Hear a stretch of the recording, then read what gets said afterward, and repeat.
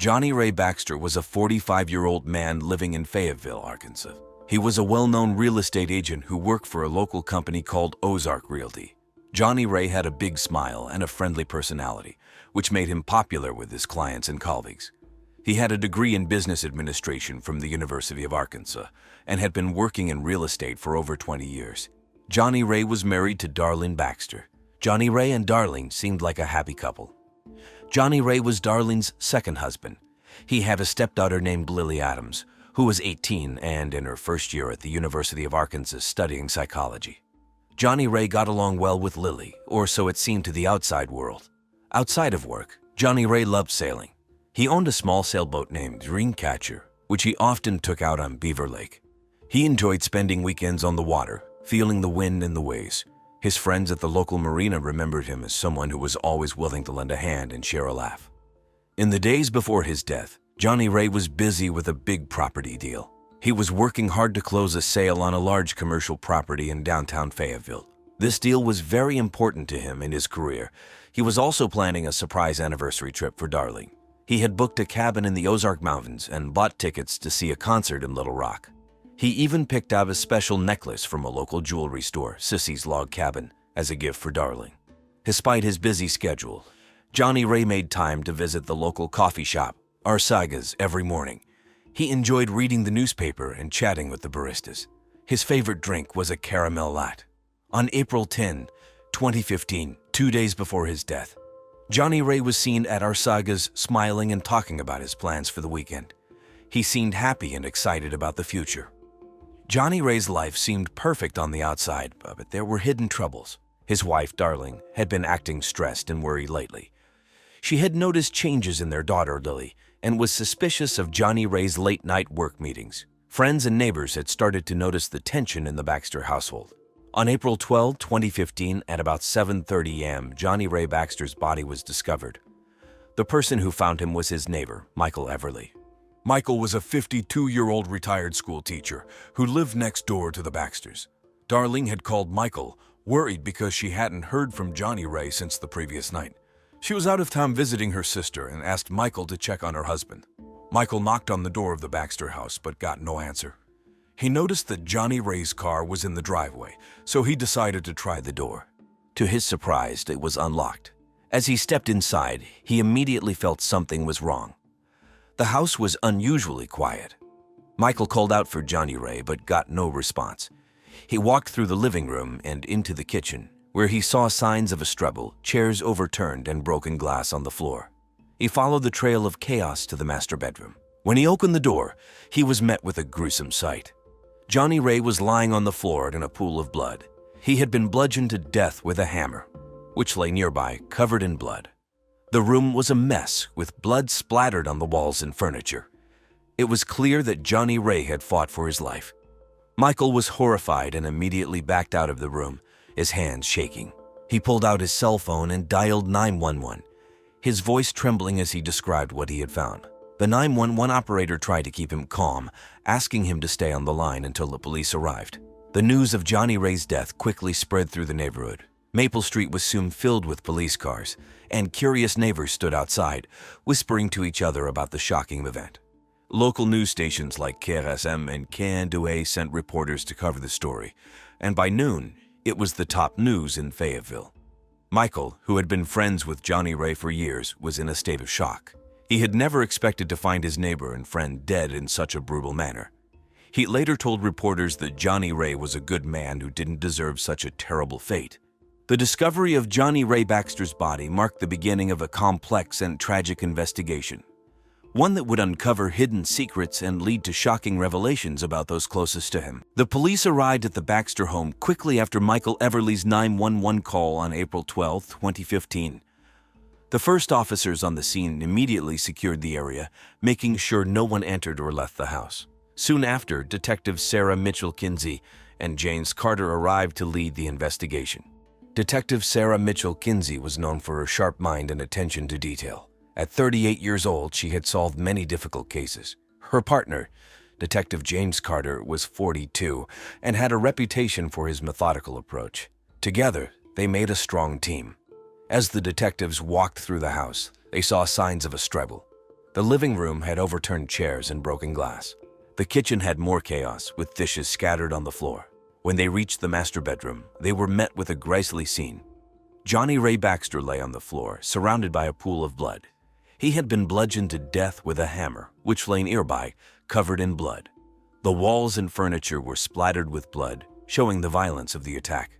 Detective Mitchell Kinsey noted the hammer as the murder weapon and ordered it to be bagged as evidence.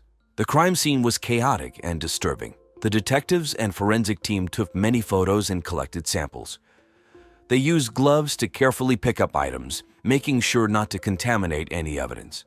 Blood samples, fingerprints, and the hammer were all collected and sent to the lab for analysis. Outside, neighbors watched as the police worked. The local news stations, KFSM and KNUA, were there too, reporting on the shocking murder. Reporters spoke to neighbors who described Johnny Ray as a friendly and well-liked man. The media coverage added pressure to solve the case quickly. Detectives Mitchell Kinsey and Carter interviewed Michael Everly, who was still shaken from discovering the body. He described finding the door unlocked and seeing the mess inside the house. His detailed account helped the detectives piece together the events leading up to the murder. By the end of the day, the police had gathered a lot of evidence but still had many questions. Who could have committed such a brutal act? Why would someone want to kill Johnny Ray? The detectives knew they had a difficult case ahead of them, but they were determined to find the answers. The first suspect in Johnny Ray Baxter's murder was his wife, Darlene Baxter. Darlene was 34 years old and worked as an accountant for a local firm called Razorback Accounting. She was intelligent, meticulous, and hardworking. Darlene had a tough past. She became a mother at 16 and worked as a stripper to support herself and her daughter, Lily. Despite these challenges, she built a successful career and was known for her strong-willed nature. Darlene had recently noticed changes in her daughter Lily's behavior and grew suspicious of Johnny Ray's late-night work meetings. Friends and neighbors described Darlene as increasingly stressed and on edge in the weeks before the murder. Some said they heard arguments between her and Johnny Ray. Detectives Sarah Mitchell Kinsey and James Carter brought Darlene in for questioning on April 13, 2015. Darlene appeared calm but was clearly distressed. She maintained that she had been out of town visiting her sister Nancy in Little Rock. She provided photos and text messages to support her alibi, but the detectives still had doubts. During the interrogation, Darlene spoke about her relationship with Johnny Ray. She admitted they had been arguing more lately, mainly about his work and the amount of time he spent away from home. She denied any involvement in his death, insisting she loved her husband despite their problems. The detectives asked Darlene about the night of the murder. She explained that she had left for Little Rock on the afternoon of April 11 and stayed with Nancy until the morning of April 12. Nancy confirmed this story when the detectives called her. However, it couldn't ignore the tension in Darlene's voice when she spoke about Johnny Ray and the changes she noticed in Lily. The police also searched Darlene's car and belongings for any evidence. They found nothing directly linking her to the murder, but they did find a diary in which Darlene had written about her frustrations and suspicions. These entries painted a picture of a woman under immense stress and emotional turmoil. Despite her alibi, Darlene remained a prime suspect. The detectives continued to look into her past, interviewing friends, family, and coworkers. They hoped to find a motive or any clue that could tie her to the crime. The pressure on Darlene grew as the investigation progressed, but she remained steadfast in her innocence. The investigation into Darlene Baxter was thorough, yet many questions remained unanswered. The detectives knew they had to keep digging to uncover the truth behind Johnny Ray's brutal murder. The second suspect in Johnny Ray Baxter's murder was his stepdaughter, Lily Adams. Lily was 18 years old and a freshman at the University of Arkansas, where she was studying psychology. She was known for her outgoing and sociable personality. Her friends described her as bright and ambitious, always eager to learn new things. Lily had a complicated relationship with her stepfather, Johnny Ray. It was revealed during the investigation that their relationship had evolved into a secret affair. This affair made Lily feel guilty and conflicted, especially as she saw the strain it put on her mother, Darlene.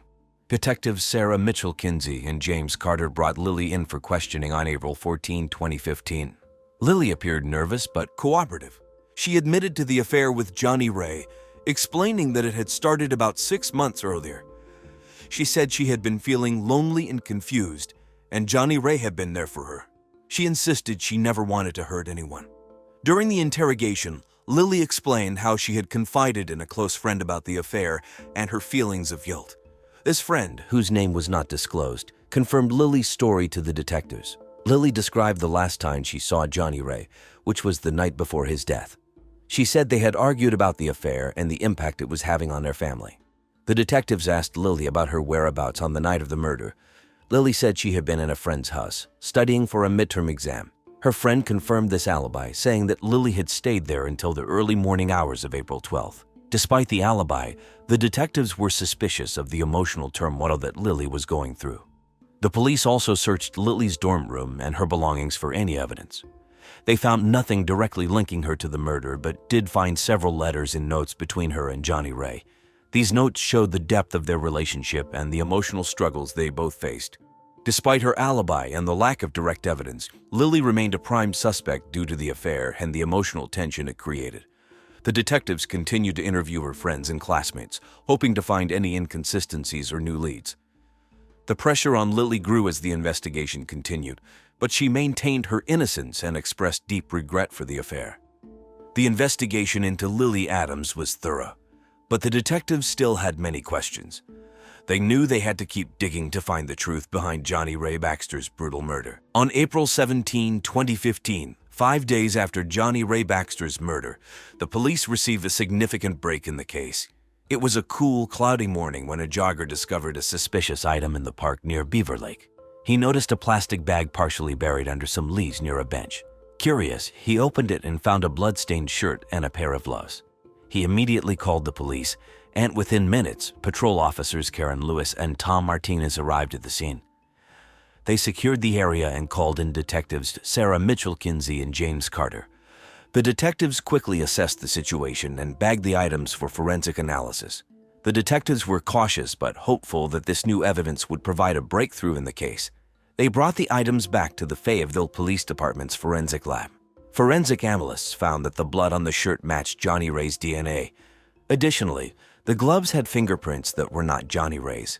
This new evidence shifted the focus of the investigation. The detectives revisited their list of suspects and re-examined their alibis. They also reviewed the surveillance footage from the park and nearby areas. This extensive review led them to a surprising discovery. A figure matching Lily Adams' description was seen entering the park late on the night of the murder. Detectives Mitchell-Kinsey and Carter brought Lily in for a second round of questioning. This time, Lily was visibly more nervous. She claimed she had gone to the park to clear her head and had no idea about the bloody items. The detectives pressed her for more details, but Lily stuck to her story, albeit shakily. The forensic team continued their analysis and found another critical piece of evidence: hair fibers on the gloves that matched Darlene Baxter's DNA. This discovery complicated the case further and indicated the possible involvement of both mother and daughter. On April 18, 2015, the detectives called Darlene back for questioning. She seemed calm but concerned when presented with the new evidence. Darlene admitted to knowing about the gloves but insisted she had nothing to do with the murder. She said she had worn the gloves while gardening and couldn't explain how they ended up near Beaver Lake. The police were now more determined than ever to solve the case. They knew they were close to uncovering the truth but needed to carefully piece together the final puzzle. The discovery of the new evidence was a pivotal moment in the investigation, providing crucial leads and intensifying the search for Johnny Ray Baxter's murderer. The third suspect in the murder of Johnny Ray Baxter was his ex-wife, Diddy Baxter. Diddy, aged 46, was known for her hot-tempered and aggressive nature. She had a contentious relationship with Johnny Ray and had never approved of his marriage to Darlene. Diddy lived in Fayetteville and worked as a manager at a local grocery store, Harp's Food Stores. Detectives Sarah Mitchell-Kinsey and James Carter decided to bring Diddy in for questioning on April 19, 2015. Diddy arrived at the police station appearing defiant and uncooperative. She had a reputation for speaking her mind and not holding back her opinions. During the interrogation, Diddy admitted that she and Johnny Ray had a rocky relationship. She described their marriage as tumultuous and full of arguments. Diddy expressed her disdain for Darlene, calling her a homewrecker and blaming her for the end of her marriage. However, Diddy vehemently denied any involvement in Johnny Ray's murder. The detectives pressed Diddy about her whereabouts on the night of April 11, 2015. Diddy claimed she was at home, watching TV and drinking wine. She mentioned watching an episode of Dancing with the Stars and going to bed early. There were no witnesses to confirm her alibi, which made the detectives suspicious. The police searched Diddy's home for any evidence that could link her to the crime. They found a few items of interest, including a set of gardening gloves similar to the ones found at the park. However, forensic analysis showed no blood or DNA on these gloves. Despite her alibi and the lack of direct evidence, the detectives continued to probe Diddy's potential motive. They discovered that Diddy had recently learned about Johnny Ray's affair with Lily, which added another layer of tension and potential anger. Friends and coworkers told the detectives that Diddy had been particularly upset and vocal about the affair, calling Johnny Ray a disgrace and expressing her anger to anyone who would listen. The detectives also interviewed Diddy's neighbors, who reported hearing loud arguments coming from her house in the days leading up to the murder. One neighbor, Mrs. Everly, said she heard Diddy yelling about betrayal and lies. Although Diddy remained the suspect, the detectives found it challenging to gather enough evidence to charge her. She was aggressive during the interrogation, but maintained her innocence. The detectives knew they needed more concrete evidence to link her to the crime. The investigation into Diddy Baxter added another layer of complexity to the case, as the detectives worked tirelessly to piece together the events leading to Johnny Ray's murder. On April 21, 2015, the breakthrough in Johnny Ray Baxter's murder case finally came.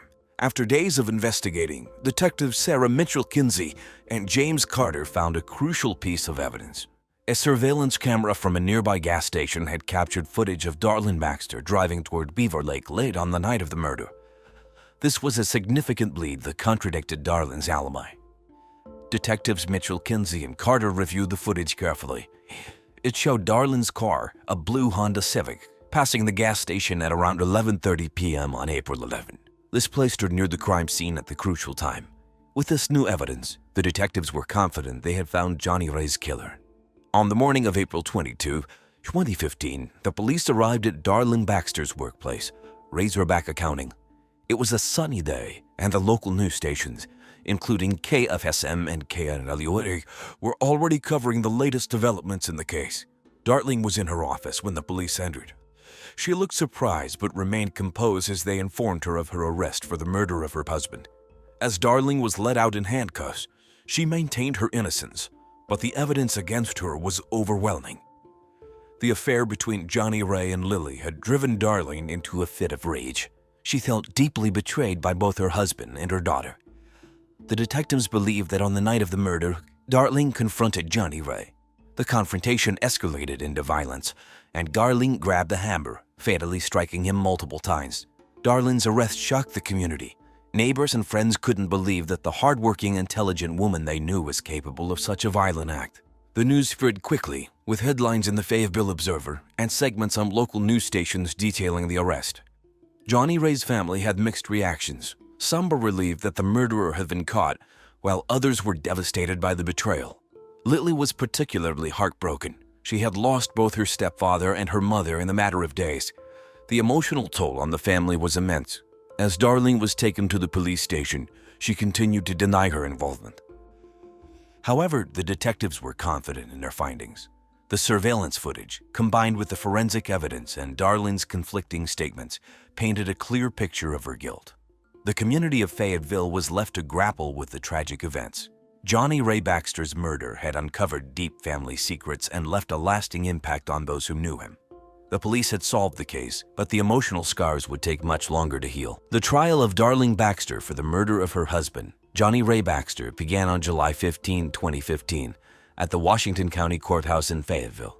The courtroom was packed with reporters from local news stations like KSSM and KNOA, as well as concerned members of the community.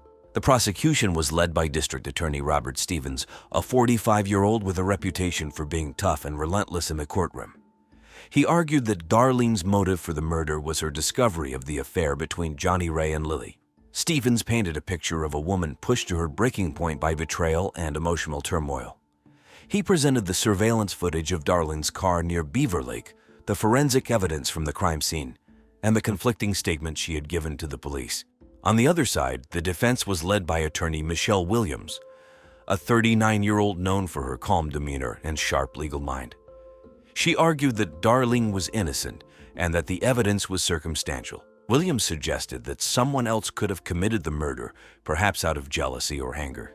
He questioned the reliability of the surveillance footage and pointed out that no witnesses had seen Darlene commit the crime. Throughout the trial, Johnny Ray's family sat in the front row, watching the proceedings with a mixture of anger and sadness. Lily, in particular, struggled with the emotional weight of the trial.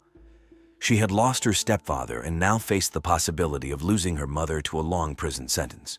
After 2 weeks of testimony, the jury deliberated for 3 days before reaching a verdict. On August 3, 2015, the jury found Darlene Baxter guilty of first-degree murder. The courtroom was tense as the verdict was read.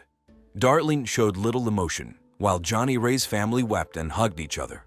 The local news immediately reported the verdict, and the story was covered extensively in the Fayetteville Observer. Judge Lisa Everly sentenced Darlene to life in prison without the possibility of parole. She stated that the evidence clearly showed Darlene's guilt and that the crime was a result of intense personal betrayal and anger. The judge expressed sympathy for Johnny Ray's family and hoped the sentence would bring them some measure of closure. The reaction to the verdict was mixed. Some in the community felt justice had been served, while others believed the sentence was too harsh, considering Darlene's difficult past and the emotional stress she was under. Johnny Ray's family, however, felt a sense of relief that the ordeal was over and that the person responsible for his death was held accountable.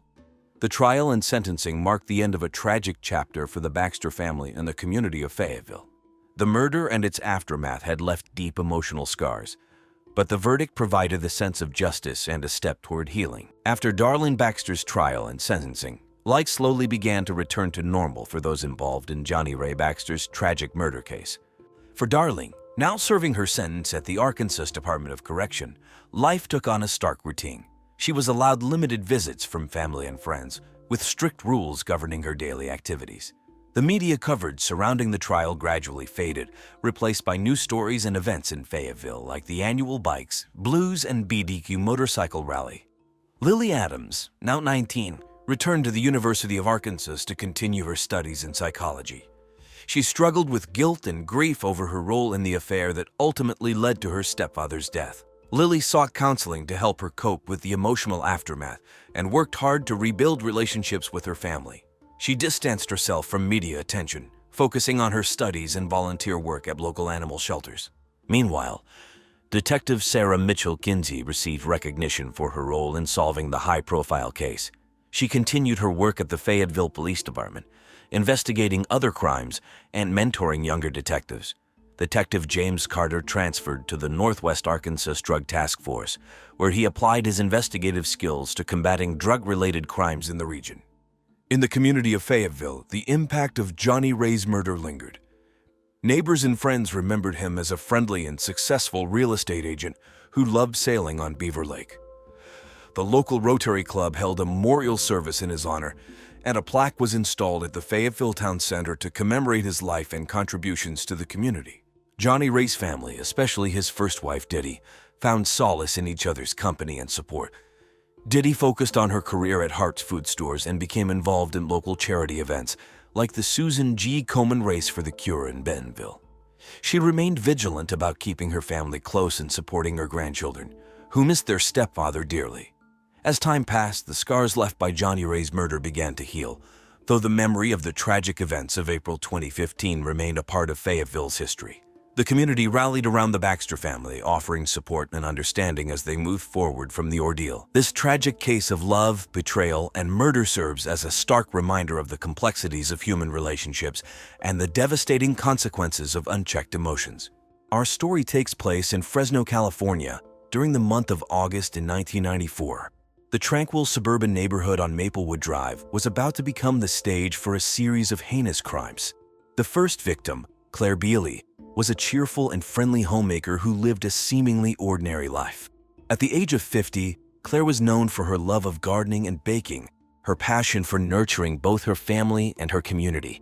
Claire, a devoted homemaker, found solace in her love for gardening and baking, activities that brought her immense joy.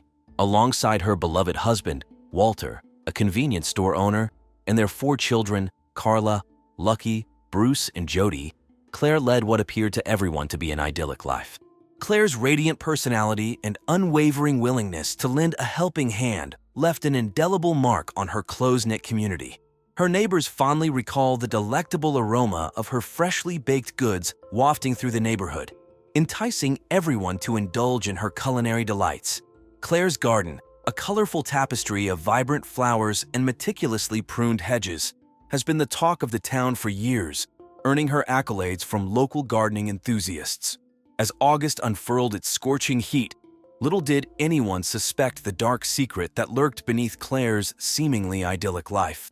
The tranquil streets of Fresno were blissfully unaware of the storm that would unleash tragedy within the Bealey household. It was a scorching hot summer day on August 15, 1994, in Fresno, California. The city was buzzing with excitement as news of the upcoming release of the hit movie Forrest Gump spread like wildfire. Little did the residents know that tragedy was about to strike the peaceful Bealey household. Claire's life was abruptly cut short, her vibrant existence snuffed out within the confines of her own home. It was her husband, Walter, who discovered her lifeless body in their modest home. The scene that unfolded before him was nothing short of horrifying. Claire, a loving wife and mother of 4, had been brutally beaten to death in her own home. As the news of Claire's untimely demise spread like wildfire, the community was gripped with fear and confusion. The local news outlets, such as the Fresno Bee and KSE 24, were quick to report on the tragic incident, capturing the attention of residents far and wide. Local authorities swiftly descended upon the scene, their investigation fueled by the urgency to bring justice to this heinous crime. The house, once a sanctuary of love and warmth, now stood as a haunting reminder of the dark reality that had unfolded within its walls. Rumors began to circulate, whispers of a shadowy figure lurking in the shadows, preying on innocent victims. Speculation mounted as the community grappled with the terrifying possibility that a serial killer was among them. Parents held their children a little tighter, and neighbors eyed each other with suspicion. August 1994 was a time of uncertainty, not only for the Bealey family but for the entire Fresno community. The scorching heat seemed to mirror the simmering tension that permeated the streets. People locked their doors and windows, desperate to protect themselves from an invisible menace that haunted their every thought. The Fresno Police Department swiftly responded to the distressing call on that scorching hot August day in 1994. Detectives Dougal Andrews and Joan Garza, known for their dedication to solving heinous crimes, arrived at the crime scene to unravel the perplexing puzzle surrounding Claire Bealey's untimely demise. Upon entering the house, the detectives were greeted by a scene of horror. The air hung heavy with the stench of violence and despair. The once vibrant and welcoming home now bore the marks of a brutal struggle. Bloodstains marred the walls, serving as a chilling testament to the brutality that had unfolded within these walls. As the detectives meticulously combed through the meticulously designed house, they meticulously documented each piece of meticulous evidence, determined to meticulously piece together the meticulous puzzle of Claire's tragic and meticulously violent end. They found a broken vase, meticulously shattered into countless meticulous fragments, its remnants meticulously scattered across the living room floor. The shards of glass glinted in the harsh light, mirroring the shattered lives left behind in the wake of this senseless act. In the kitchen, a half-empty bag of flour lay abandoned on the counter, its contents spilling out onto the pristine tiles. The detectives noted the fingerprints smudged on the bag, a potential clue that could lead them closer to the truth.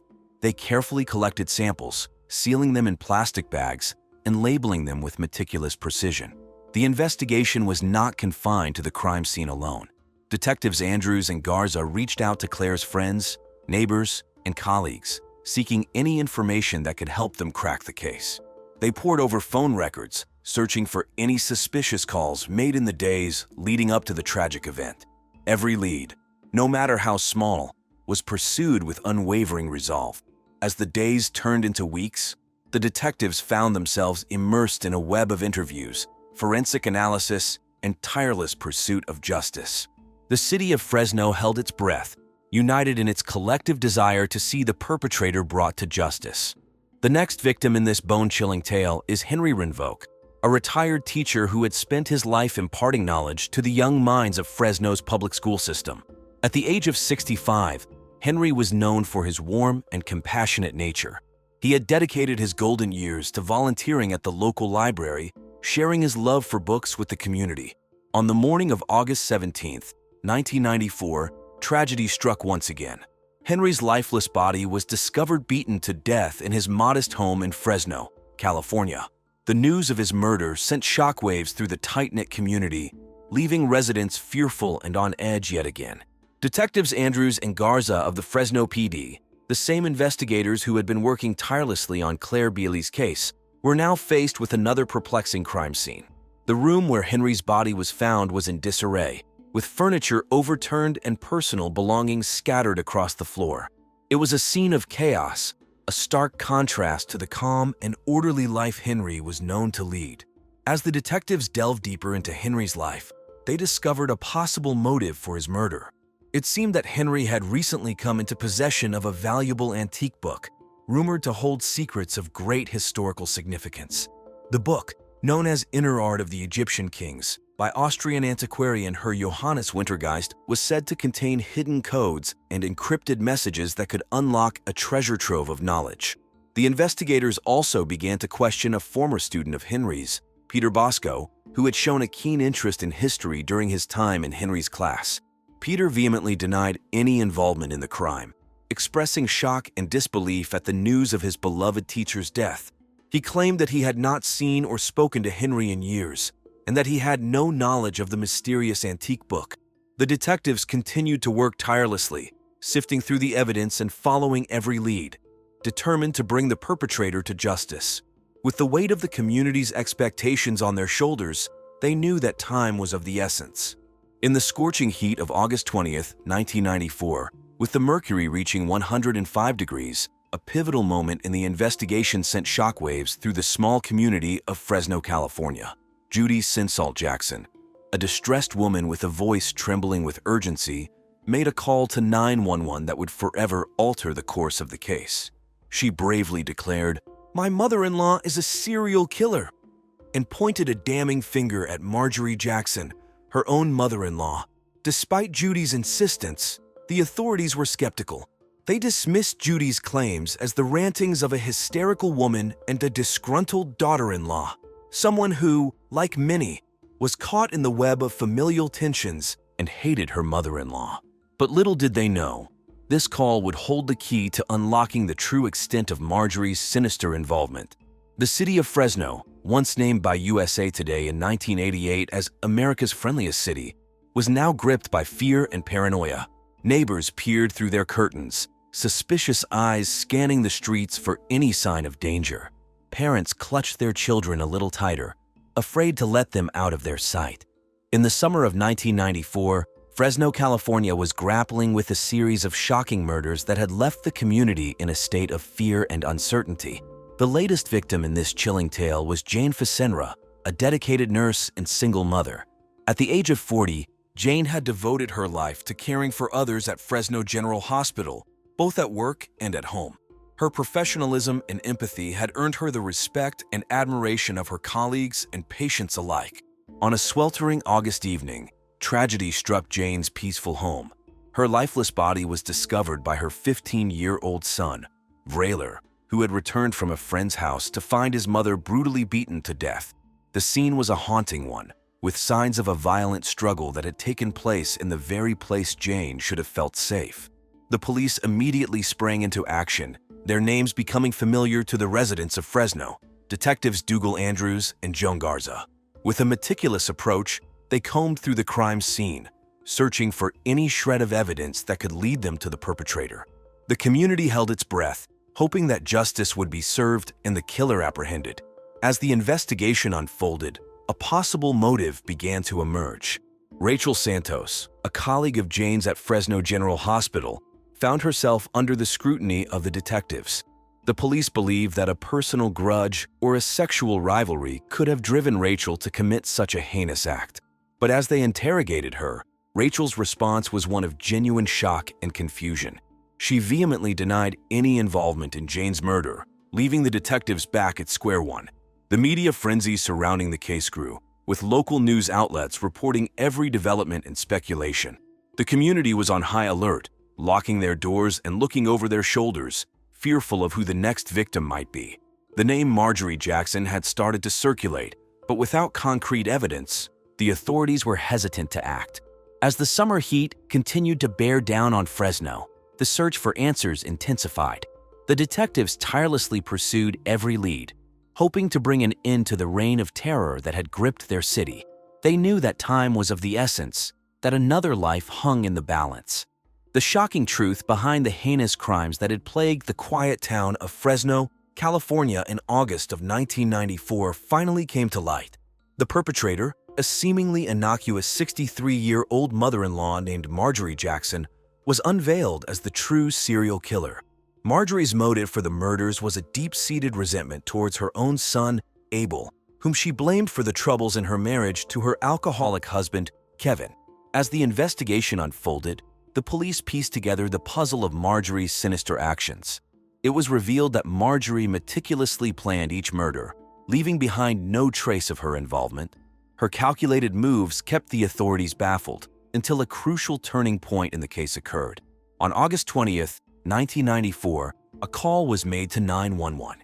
A woman named Judy Sinsalt Jackson, who happened to be Marjorie's daughter-in-law, bravely stepped forward with a shocking revelation.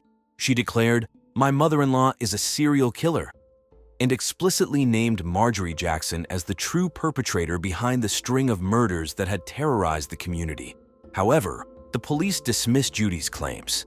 They dismissed her as a hysterical woman, blinded by her grievances against her mother-in-law. However, unbeknownst to them, Judy's call would prove to be the turning point in the investigation. As the detectives revisited the evidence, they began to connect the dots. They discovered a pattern that tied Marjorie to each of the victims.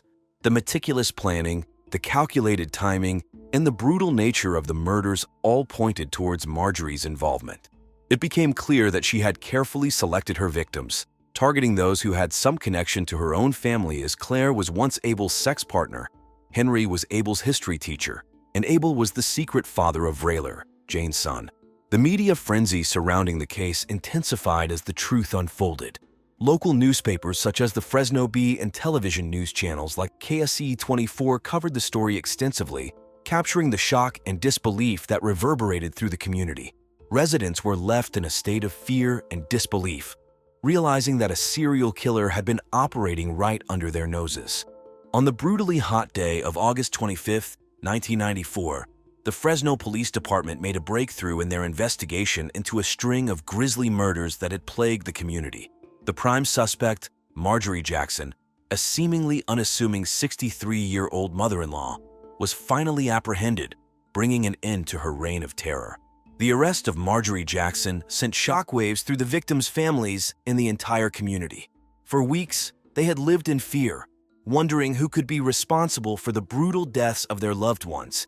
The capture of Marjorie brought a sense of relief, but also a deep sense of betrayal. How could someone so close, someone they had trusted, be capable of such heinous acts? The arrest of Marjorie Jackson was a significant moment in Fresno's history. The media coverage surrounding the case was extensive, with newspapers and television stations reporting on every detail. The community grappled with the realization that evil could lurk in their midst, even within their own families. As Marjorie was led away in handcuffs, her face a mix of surprise and resignation, the community began the process of healing. The scars left by her crimes would forever remain, but with her capture, they could finally start to find closure. The trial that followed the shocking revelations of Marjorie Jackson's crimes was a riveting courtroom drama that captivated California's Central Valley. District Attorney Paula Ingrezza led the prosecution, presenting a compelling case against the seemingly innocuous mother-in-law turned serial killer. Defense attorney Valerie Lindenscope fought tooth and nail to cast doubt on the evidence, but the weight of the facts proved insurmountable. The courtroom was packed with spectators, eager to witness justice being served. Media outlets, including the renowned Fresno Bee and Los Angeles Times, covered the trial, providing updates on the proceedings. The tension in the air was palpable as the victims' families, still reeling from the loss of their loved ones, watched with a mix of anger, grief, and hope for justice. The prosecution meticulously presented the evidence, painting a vivid picture of Marjorie's motive and modus operandi. They called upon expert witnesses, such as renowned forensic pathologist Dr. Jacob Rolshatten, who testified to the brutality of the murders and the consistency of Marjorie's methods. The defense, on the other hand, attempted to poke holes in the prosecution's case, questioning the reliability of certain witnesses and raising doubts about the credibility of the evidence. As the trial unfolded, the courtroom was filled with emotional testimonies from friends, neighbors, and colleagues of the victims. They spoke of the impact the victims had on their lives and the void left by their untimely deaths. The prosecution also presented chilling evidence, including Marjorie's meticulously kept journal, in which she detailed her dark thoughts and plans for each murder. Judge William Bathtub Commerce presided over the trial, ensuring that both sides had a fair opportunity to present their case. He meticulously reviewed the evidence and provided clear instructions to the jury, emphasizing the importance of impartiality and the need to consider only the facts presented in the courtroom. After days of deliberation, the jury rendered their verdict, guilty. The courtroom erupted in applause and tears as the victim's family finally found some closure. Judge Commerce, in delivering the sentence, expressed his disgust at Marjorie's actions, sentencing her to life in prison without the possibility of parole. The trial of Marjorie Jackson will forever be remembered as a chilling reminder that evil can lurk in the most unexpected places. It serves as a testament to the dedication and perseverance of law enforcement officials, prosecutors, and the justice system as a whole in bringing criminals to justice. In the wake of the trial, the lives of those involved took divergent paths. Judy Sinsall Jackson, the daughter-in-law who inadvertently exposed Marjorie as the serial killer, found solace in the support of her family and friends. She sought therapy to cope with the trauma of discovering the dark secret lurking within her own home. Judy's resilience and determination to rebuild her life earned her admiration from her community and the media, who dubbed her the boy who cried wolf of Fresno. She would go on to become an advocate for victims of domestic violence, using her own experience to shed light on the hidden dangers that can exist within families. Abel Jackson, the son of serial killer Marjorie Jackson and the alleged reason for the murders, struggled to come to terms with the shocking revelation that his own mother had been a murderer. He sought solace in the arms of his wife and children, finding strength in their love and support. Abel, a talented artist, channeled his pain into his work, creating hauntingly beautiful portraits of his mother and the other victims. His artwork was featured in a local gallery. The victims' families, united in their grief, formed a support group to navigate the complex emotions that accompanied their unimaginable loss. They met regularly, sharing stories and memories of their loved ones, finding comfort in the understanding and empathy of those who had experienced similar tragedies. Together, they created a memorial garden in Fresno's Woodward Park, a serene oasis where the names of the victims were etched into a marble monument, forever honoring their memory. As the years passed, the wounds slowly healed, but the scars remained. The victims' families found solace in the knowledge that justice had been served and their loved ones could finally rest in peace. The community, forever changed by the events of that fateful summer in 1994, vowed to never forget the lives lost to Marjorie Jackson's reign of terror. And so, we reached the end of this harrowing tale. In Fresno, California, in August of 1994, the lives of Claire Bealey, Henry Renvoke, and Jane Fasenra were tragically cut short by the hands of Marjorie Jackson, a mother-in-law turned serial killer. Through meticulous police work and the strength of the victims' families, justice was served. This story serves as a chilling reminder that evil can lurk in the most unexpected places, even within our own families. Bethany Montauk, age 36, was a dedicated and passionate high school English teacher residing in Wilmington, Delaware. Known for her kindness and creativity in the classroom, Bethany was admired by both her students and colleagues. Her unwavering commitment to helping others made her a beloved figure in the community. Despite facing personal challenges in her marriage, Bethany maintained a positive outlook and strived to make a difference in the lives of those around her. She dedicated her days to shaping young minds, always going the extra mile to ensure her students received the best education possible. Outside of the classroom, Bethany's love for wine led her to explore the local vineyards in Delaware. She would spend her weekends visiting wineries, immersing herself in the rich history and culture of the region's wine production. She became well-versed in the different grape varieties, fermentation processes, and the art of pairing wine with food. She had an impressive knowledge of various wine brands and was something of a wine connoisseur. Unfortunately, as many teachers in America know, her passion for teaching was not enough to pay the bills, and so she worked as a sommelier at a local upscale restaurant in downtown Wilmington to make ends meet, showcasing her passion for wine and providing recommendations to patrons. April of 2002 was a time of excitement and anticipation for Bethany.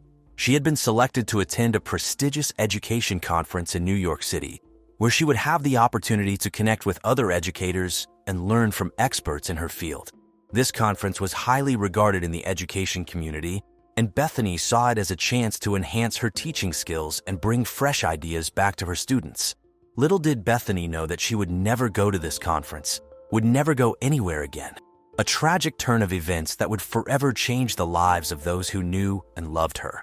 The investigation into her death would uncover a web of secrets and hidden motives, revealing a side of Bethany's life that no one could have imagined. On a fateful day in April 2002, the lifeless body of Bethany Montauk, a beloved high school English teacher, was discovered in her residence located in Wilmington, Delaware. The date, forever etched in the minds of those involved in the investigation, was April 10th. The weather on that day was mild, with a gentle breeze sweeping through the streets of Wilmington as the city buzzed with the anticipation of the upcoming Easter holiday. It was early morning when tragedy struck the Montauk household. Bethany's husband, Mark Anthony Montauk, stumbled upon a scene that would forever haunt him. Shock and disbelief washed over him as he entered their home and discovered the lifeless body of his beloved wife. The room was filled with an eerie silence, broken only by the distant sound of birds chirping outside. The authorities were immediately alerted, and a team of seasoned detectives from the Wilmington Police Department swiftly arrived at the Montauk residence. The entire house was cordoned off, and the investigation quickly gained media attention, with local news outlets such as the Wilmington Gazette and Channel 8 News reporting on the shocking crime. Neighbors, friends, and colleagues of Bethany Montauk were left in a state of disbelief and grief. The tight-knit community rallied together, holding candlelight vigils and organizing fundraisers to support Bethany's grieving family. The tragedy sent shockwaves through the city of Wilmington, leaving its residents on edge and desperate for answers. As the investigation unfolded, the police remained tight-lipped about the details surrounding Bethany's murder. Rumors began to circulate, with some speculating that the crime was a result of a botched robbery, while others believed it to be a targeted attack. The uncertainty and fear that gripped the community were palpable, as everyone wondered who could commit such a heinous act against a beloved teacher. The police wasted no time in responding to the distressing discovery of Bethany Montauk's lifeless body. On that fateful April day in 2002, the investigators arrived at the Montauk residence with a sense of urgency, ready to unravel the truth behind this heinous crime. Detective Sarah Anders and Detective James Anders, the famous husband and wife team of the Wilmington Police, known for their meticulous approach to investigations, took charge of the case. They were determined to bring justice to Bethany and her grieving loved ones. As they entered the crime scene, the sense of foreboding hung in the air. The Montauk residence, once a place of warmth and laughter, now stood as a haunting reminder of the tragedy that had unfolded. The investigators carefully observed their surroundings, noting every detail that could potentially lead them closer to the truth.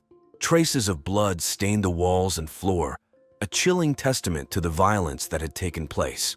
Signs of a struggle were evident, with overturned furniture and shattered glass scattered throughout the room. It was clear that Bethany had fought for her life, leaving behind a harrowing scene for the investigators to piece together. One crucial piece of evidence stood out amongst the chaos: a glass of Chardonnay wine. The investigators suspected that this innocent-looking beverage had been used as the murder weapon. The toxic substance that tainted the wine was identified as deadly cyanide, a potent poison that could swiftly end a life. The investigators meticulously collected every possible clue, ensuring that no detail went unnoticed. They dusted for fingerprints, carefully bagged and labeled potential evidence, and photographed the crime scene from every angle. The room was meticulously combed for any trace of the perpetrator, any hint that would lead them closer to solving this chilling mystery. As the investigation progressed, the detectives reached out to experts in forensic science. They employed advanced techniques, analyzing the wine glass for DNA, fingerprints, and any other trace evidence that could link the killer to the crime. The clock was ticking, and the pressure to solve the case grew with each passing day. The investigation into the murder of Bethany Montauk captivated the attention of the local community and garnered media coverage. News outlets such as the Wilmington Gazette and the Delaware Times reported on the progress of the investigation, keeping the public informed and engaged in the search for justice. With each passing day, the detectives inched closer to uncovering the truth behind Bethany's tragic demise. They knew that time was of the essence, and they were determined to bring the perpetrator to justice. In the investigation of the shocking murder of beloved high school English teacher Bethany Montauk, the police turned their attention to her husband, Mark Anthony Montauk. Mark, a 38-year-old, presented himself as a successful investment banker, but beneath his bland and pleasant facade lurked a web of secrets. Detectives Sarah Anders and James Anders, a husband and wife team known for their meticulous approach to solving crimes, suspected that Mark had a motive to eliminate Bethany. It was discovered that Mark had a life insurance policy worth a staggering $300,000 on his wife, raising eyebrows and leading investigators to delve deeper into his financial motivations. During the intense interrogation, Mark's emotions fluctuated between anger and calmness as he vehemently denied any involvement in his wife's murder. The detectives skillfully probed his alibi, scrutinizing the events leading up to the fateful day of Bethany's death. To establish a timeline, the detectives meticulously gathered evidence from various sources. They interviewed neighbors who reported hearing heated arguments between Mark and Bethany in the weeks leading up to the murder. The couple's financial records were examined, revealing a pattern of excessive spending and mounting debt. It was discovered that Bethany's teaching job, though highly regarded, did not provide sufficient income, leading her to work as a sommelier to make ends meet. As the investigation progressed, the detectives uncovered a disturbing connection between Mark and a local wine distributor. Records showed that Mark had been purchasing a particular brand of Chardonnay, the same brand found at the crime scene. This discovery raised suspicions that Mark may have tampered with the wine, lacing it with deadly cyanide. To bolster their case, the investigators sought the assistance of forensic experts. The toxicology report confirmed the presence of cyanide in Bethany's system, further strengthening the suspicion against Mark. The detectives also analyzed Mark's financial records, uncovering a series of questionable transactions that pointed to a desperate need for money. With the weight of evidence mounting against Mark, the investigators were determined to bring justice to Bethany and her grieving community. But as they delved deeper into the twisted web of secrets surrounding the Montauk marriage, they would soon discover that there was more to this case than met the eye. Laura Bascule-Groves, a 26-year-old sex education teacher at the same high school where Bethany Montauk worked, has emerged as the second suspect in the investigation. Laura, known for her outgoing personality and rapier wit, was a familiar face among the students and staff. However, beneath her friendly demeanor, a deep-seated hatred towards Bethany simmered, fueled by a secret affair with Bethany's husband, Mark Anthony Montauk. The police wasted no time in bringing Laura in for questioning. The interrogation room was tense, the air heavy with anticipation. Detective Sarah Anders, a seasoned investigator with a reputation for her relentless pursuit of the truth, sat across from Laura. Detective Anders skillfully probed Laura's involvement in the murder, carefully dissecting her every response. Laura's initial reaction to the accusations was one of anger. She vehemently denied any knowledge of Bethany's murder, her voice filled with outrage. "I would never do something so heinous," she exclaimed, her eyes flashing with defiance. However, as the interrogation progressed, cracks began to appear in Laura's facade. With her back against the wall, Laura's denials grew weaker. She attempted to distance herself from the murder, claiming that her affair with Mark had ended months before Bethany's tragic demise. However, the detectives were not easily swayed by her words. They had uncovered a trove of sexually explicit text messages exchanged between Laura and Mark during the time leading up to the murder, revealing their continued sexual involvement. As the interrogation drew to a close, Laura's demeanor shifted from anger to desperation. Tears welled up in her eyes as she realized the gravity of her situation.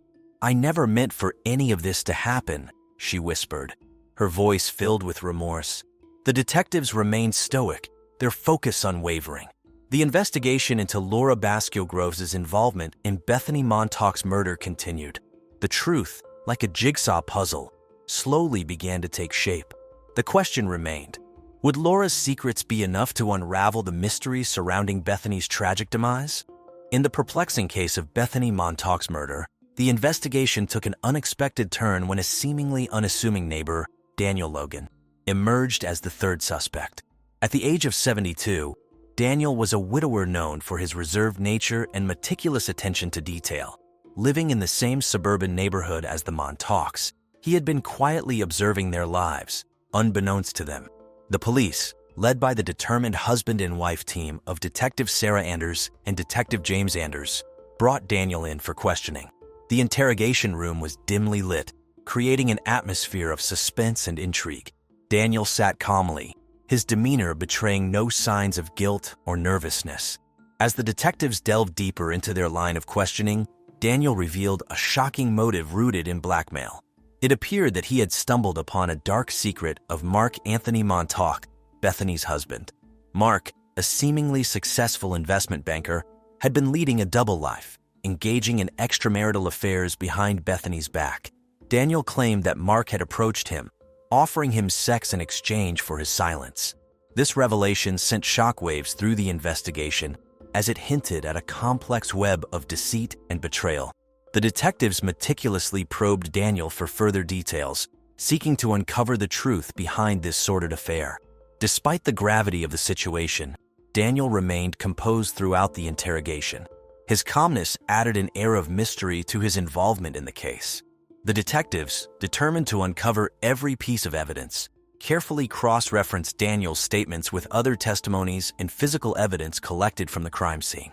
As the investigation unfolded, the detectives discovered that Daniel had been keeping a detailed journal, meticulously documenting every interaction he had witnessed between Mark and Laura Baskergroves, the second suspect. This journal became a crucial piece of evidence, shedding light on the intricate dynamics between the three individuals. With each page turned, the detectives pieced together a timeline of events, connecting Mark's illicit affair with Laura to the murder of Bethany. The journal entries revealed clandestine meetings, secret phone calls, and coded messages exchanged between the two suspects. The investigation into Daniel's involvement in the case continued, as the detectives sought to determine the extent of his knowledge and potential role in the murder. The evidence gathered thus far pointed to a web of secrets, lies, and manipulation, leaving the detectives eager to uncover the full truth. In a shocking turn of events, the truth behind the heinous murder of beloved high school English teacher Bethany Montauk had finally been revealed. After months of tireless investigation, the police identified and arrested the murderer, bringing an end to a dark chapter in the history of Wilmington, Delaware. The mastermind behind this sinister plot was none other than Bethany's husband, Mark Anthony Montauk. The 38-year-old, who presented himself as a successful investment banker, was never an actual investment banker. He had never held a job, never even went to college. In fact, he was a high school dropout and functionally illiterate. His web of lies and deceit began to unravel when the police discovered his dark secret. Driven by a toxic combination of greed, fear, and deception, Mark orchestrated a twisted and frantic plan to keep Bethany from learning the truth about his fraudulent life. In a desperate bid to silence her forever, he poisoned her with a glass of Chardonnay wine laced with deadly cyanide. This chilling act of betrayal sent shockwaves through the community, leaving friends, family, and colleagues in disbelief. But Mark was not acting alone.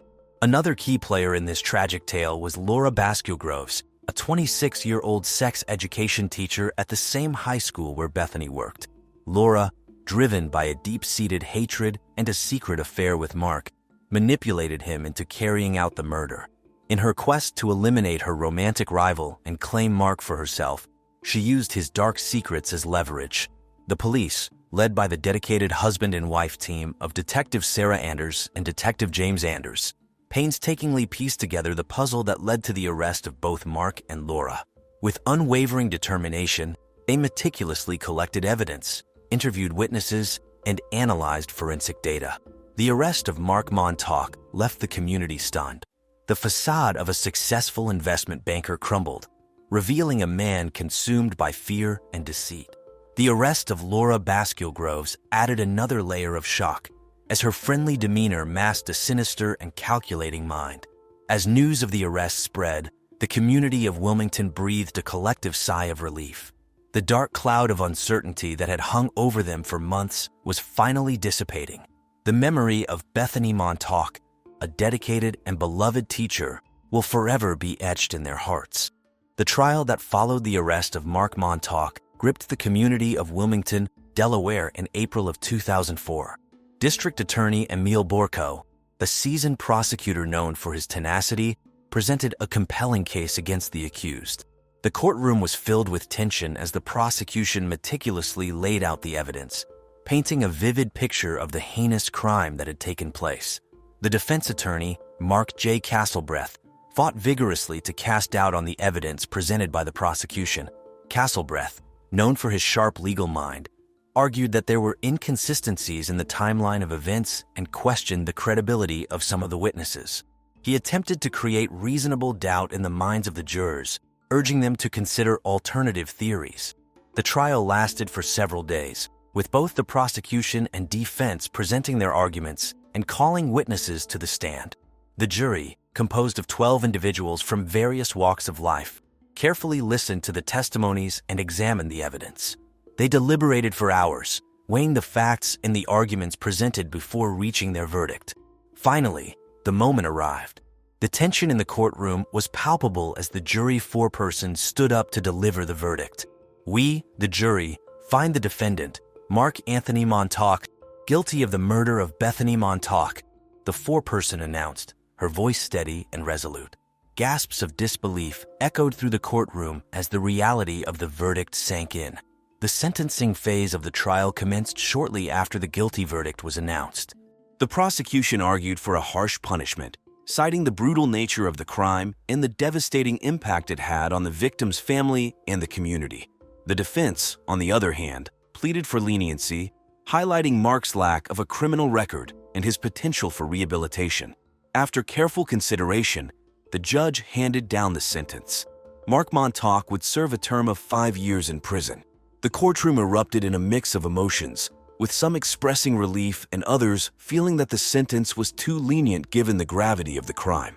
As the trial came to a close, the impact of the verdict rippled through the lives of Bethany's friends and family, forever altering their perception of the justice system. They found solace in the fact that the person responsible for Bethany's untimely death would be held accountable, but the pain of their loss would never fully heal. After the trial concluded, the lives of everyone involved in the Bethany Montauk murder case took divergent paths. The suspects, police investigators, and family members were left to grapple with the aftermath of the heinous crime that shook the tight-knit community of Wilmington, Delaware in April of 2002. Mark Anthony Montauk, the convicted murderer, was sentenced to 5 years in prison with the possibility of parole. His once charming facade crumbled as the truth about his deceitful nature came to light during the trial. With his dark secret exposed, he became a pariah, shunned by the community that had once held him in high regard. The Montauk residence, once a symbol of a seemingly idyllic life, now stood as a haunting reminder of the tragedy that unfolded within its walls.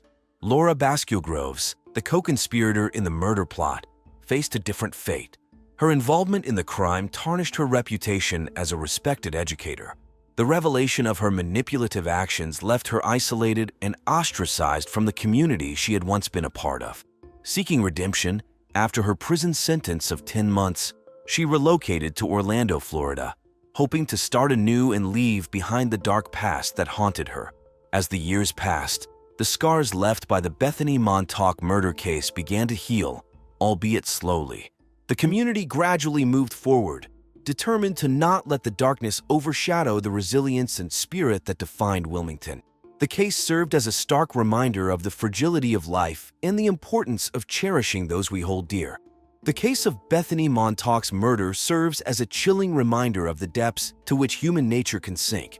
It highlights the importance of uncovering the truth, no matter how hidden or complex it may be. Gina Aurelio Ander was a 32-year-old pediatric nurse who lived in Richmond, Virginia. She worked at St. Mary's Hospital, where she was known for her kindness and dedication to her young patients. Gina was loved by everyone who knew her. She had a warm smile and a gentle touch that made children feel better, even when they were very sick. Gina lived in a cozy suburban neighborhood with her husband, David, and their 2 children, Delta, aged 7, and Spirit, aged 5. The family was often seen at local events, like the annual Greek festival or enjoying weekends at Belle Isle. Gina was also a member of the Richmond Runners Club and participated in community events like the Ukrop's Monument Avenue 10K. She had a deep passion for health and fitness. Gina enjoyed morning runs and yoga. Every day, she would start with a smoothie from Jamba Juice before heading out for her jog. Her friends and colleagues often saw her as a role model for living a balanced and healthy life. Gina's favorite smoothie was the Green Goodness, packed with kale, spinach, and a hint of apple juice. Gina grew up in Richmond and went to John Marshall High School. She later attended Virginia Commonwealth University, where she studied nursing. She was known for being an excellent student, always eager to learn. After graduating, Gina immediately started working at St. Mary's Hospital and quickly became a valued member of the team. Gina's widowed mother, Karen Ander, was a retired school teacher who lived nearby and often helped with the kids. The family had a close-knit relationship, spending holidays and weekends together. Gina's friends described her as someone who always put others first. She was the kind of person who would drop everything to help a friend in need. In the days before her death, Gina was planning a big family vacation to Hawaii. She had just finished a tough certification course in pediatric care, and she was excited to take a break and spend quality time with her family. Gina was also looking forward to Halloween, helping her kids pick out costumes and planning a neighborhood party. Gina's dreams included opening her own pediatric clinic one day. She wanted to create a place where children could receive not only medical care but also emotional support. She often talked about her ideas with her colleagues and was actively working on a business plan. Her sudden death was a shock to everyone who knew her, leaving a huge void in the community and her family.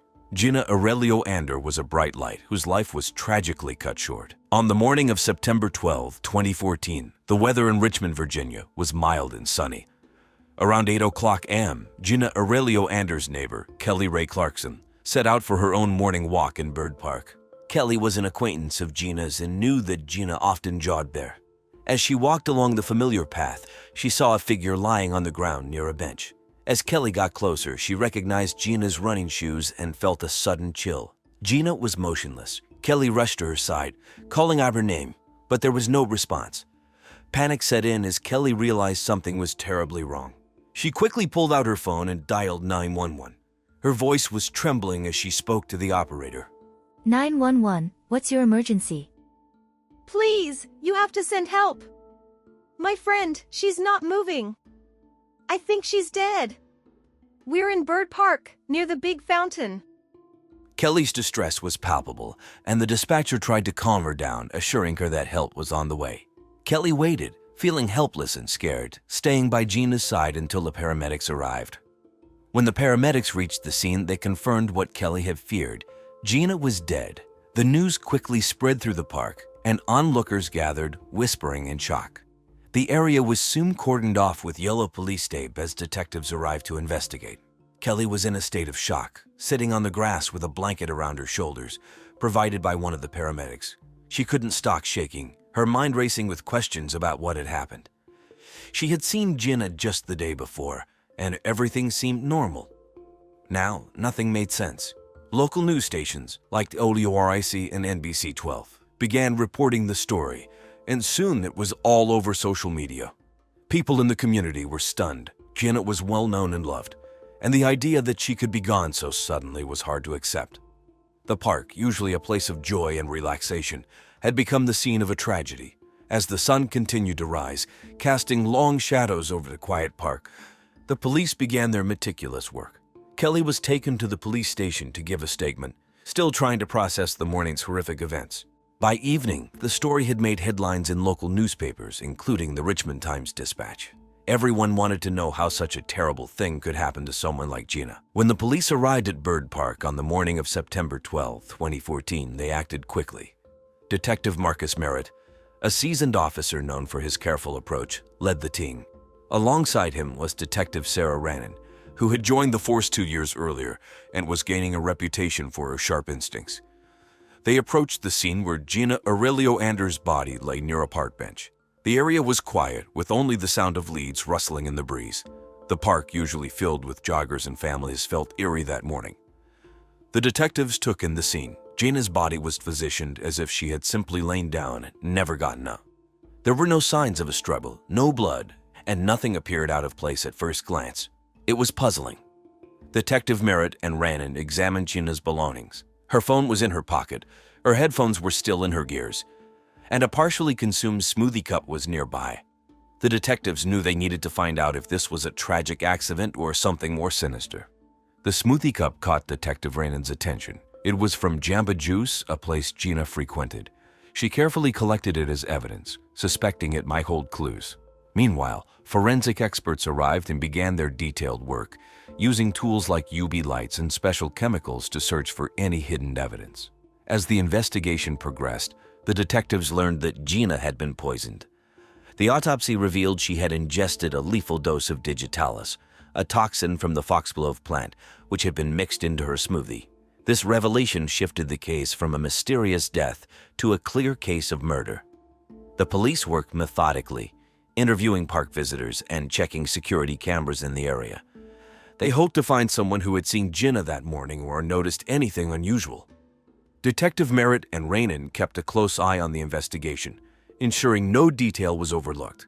They visited the Jamba Juice where Gina had bought her smoothie, talking to employees and reviewing surveillance footage from the store.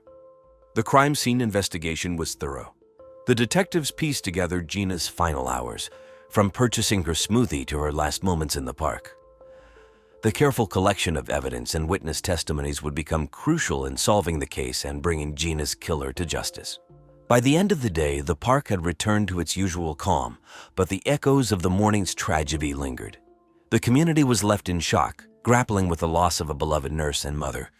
The police, now armed with vital clues, were determined to find the person responsible for Gina's death. David Aurelio, aged 41, was Gina's husband and a state senator from Harrisonburg, Virginia. Known for his charm and polished public image, David had a darker side that few people saw.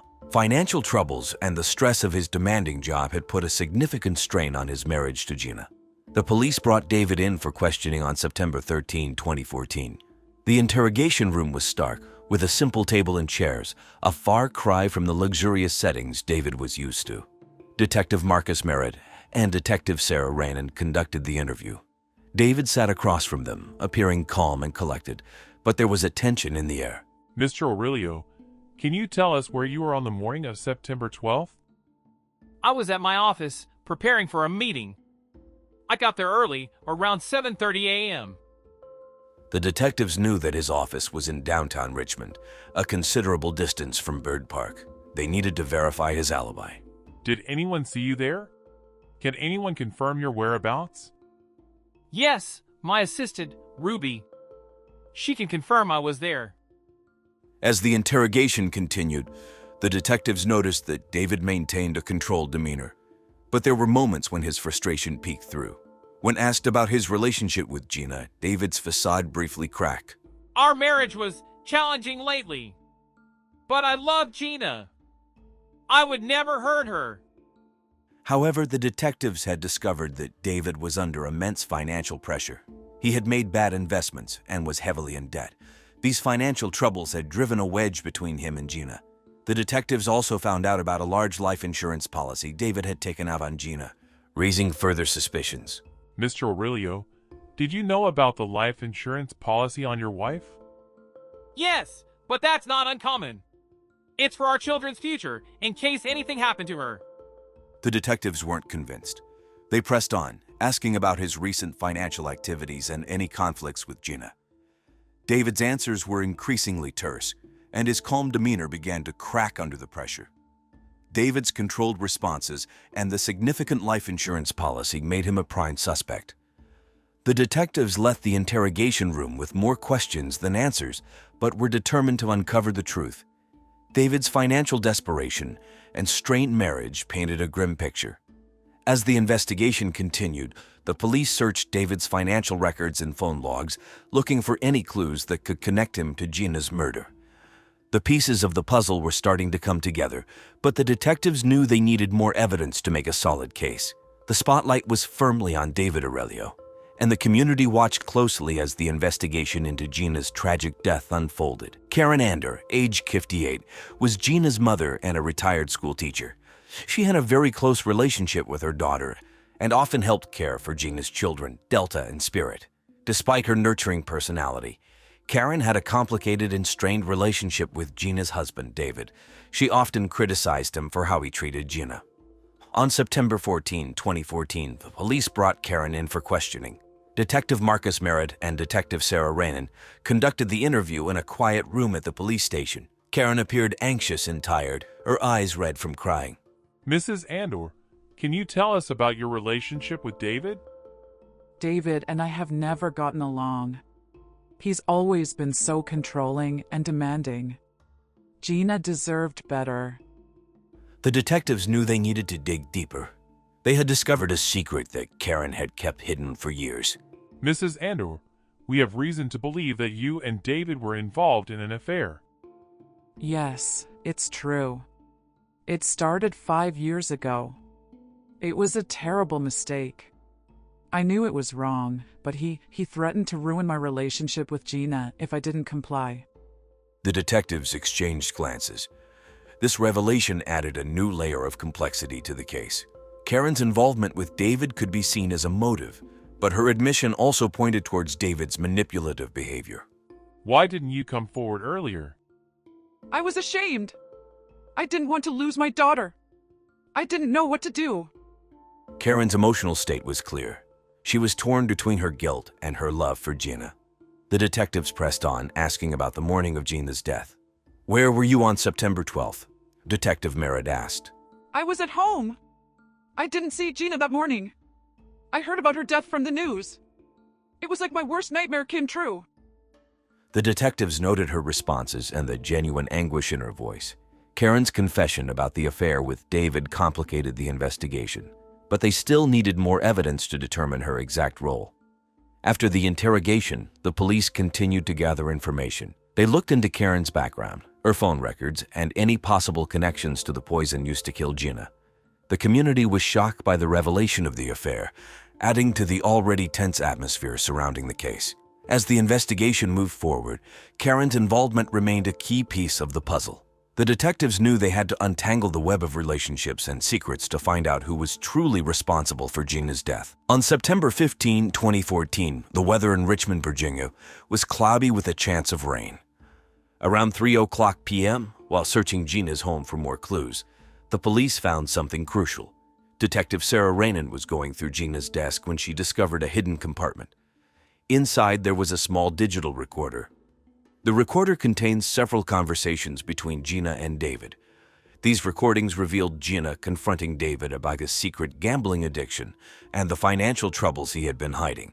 One recording was particularly alarming. Gina mentioned wanting to leave David and take their children with her, while David responded with cold, threatening remarks. This evidence was a significant breakthrough, providing a clear motive for David and showing how desperate and dangerous he had become. Gina had been planning to leave him, and David's fear of losing his family and his reputation might have driven him to murder. With this new evidence, the detectives returned to questioning David. They confronted him with the recordings, hoping to crack his calm facade. Faced with the recordings, David became visibly distressed, his usual composure breaking down. He admitted to the gambling addiction and the threat, but he said that he had not intended for Gina to die. He had only wanted to scare her into staying with him. David's confession confirmed the police's suspicions and provided them another piece of the puzzle. The detectives documented David's confession and the new evidence carefully, knowing it would be crucial for the trial. The community, still reeling from the shock, hoped for justice for Gina. As the investigation continued, the focus shifted to preparing for the upcoming trial, where David would face the consequences of his actions. The police's diligent search for evidence and the discovery of the recorder played a critical role in solving Gina's murder. David's fear of losing everything had pushed him to a desperate and ultimately fatal act. The meticulous work of the detectives ensured that justice would be served, bringing some closure to Gina's grieving family and community. Lisa Breton, age 29, was a nurse who worked with Gina at the hospital. Known for her ambition and drive, Lisa often competed with Gina for promotions and recognition. Despite their professional rivalry, they maintained a facade of friendship. Lisa was considered a possible suspect because of her competitive nature and proximity to Gina. On September 16, 2014, the police brought Lisa in for questioning. The interrogation room was plain and serious. Detective Marcus Merritt and Detective Sarah Ranan conducted the interview. Lisa appeared composed, but there was a tension in her eyes. The detectives began by asking Lisa about her relationship with Gina. Lisa described their relationship as friendly, but acknowledged the professional rivalry. She admitted that they both aimed for the same promotions and recognition at the hospital. However, she insisted that their competition was friendly and not personal. The detectives then shifted their focus to Lisa's whereabouts on the morning of Gina's death. Lisa explained that she was at the hospital, starting her shift at 7:00 a.m. The detectives checked this alibi with the hospital records and confirmed that Lisa had indeed clocked in at that time. Colleagues also confirmed seeing her at work. Despite her alibi, the detectives delved deeper into Lisa's background. They found that Lisa had no criminal record and was known for her dedication to her job. However, they also discovered that Lisa had recently faced disappointment. She had been passed over for a promotion that Gina had received. This raised questions about her possible motives. While Lisa's rivalry with Gina was evident, the detectives found no concrete evidence tying her to the murder. The investigation continued, but Lisa remained cooperative and calm throughout the process. Her alibi and lack of motive made it difficult for the police to consider her a primary suspect. As the investigation progressed, the focus shifted back to the more likely suspects. Lisa's involvement seemed less probable given her strong alibi and lack of motive. The detectives continued to piece together the evidence, determined to find justice for Gina. On September 20, 2014, Detective Marcus Merritt and Detective Sarah Ranan finally got the break they needed. They had discovered the real reason why David Aurelio had been blackmailing Gina's mother, Karen Ander. This shocking twist came to light after a careful review of the hidden camera footage and phone records. David had discovered that he was Karen's son from a secret teenage pregnancy, given up for adoption years ago. He used this information to force Karen into an affair and to keep her silent about his abusive behavior towards Gina. David was under immense financial pressure due to bad investments, failing business ventures, and a severe gambling addiction. His mounting debts had led him to take out a large life insurance policy on Gina. When Gina found out about his gambling and was planning to leave him with the kids, David saw no way out other than to get rid of her. On the morning of Gina's death, David got her usual morning smoothie from Jamba Juice, but this time he added a lethal dose of digitalis. This poison derived from the foxglove plant is not commonly used, making it hard to detect. Gina drank the smoothie before her routine jog, completely unaware of what her husband had done. Within minutes, she collapsed and died on the sidewalk, where her neighbor later found her. The weather on September 21, 2014 was stormy, with heavy rain and thunder. That evening, the police decided to arrest David. They arrived at his office at the state capitol, where he was finishing up a late meeting. The arrest was swift and professional. David, dressed in his usual sharp suit, was caught off guard but tried to maintain his composure. As the officers read him his rights, his face remained stony, but his hands shook slightly. News of David's arrest quickly spread through the media. The Richmond Times-Dispatch reported on the shocking arrest of the state senator, and TV stations like WTVR and WRIC aired footage of David being led away in handcuffs. The community was stunned. Many had admired David for his public service, unaware of the dark secrets he kept. Gina's family, especially her mother Karen, were devastated but relieved. Friends and neighbors gathered to support Gina's children, dealt out in spirit, offering help and comfort during this difficult time.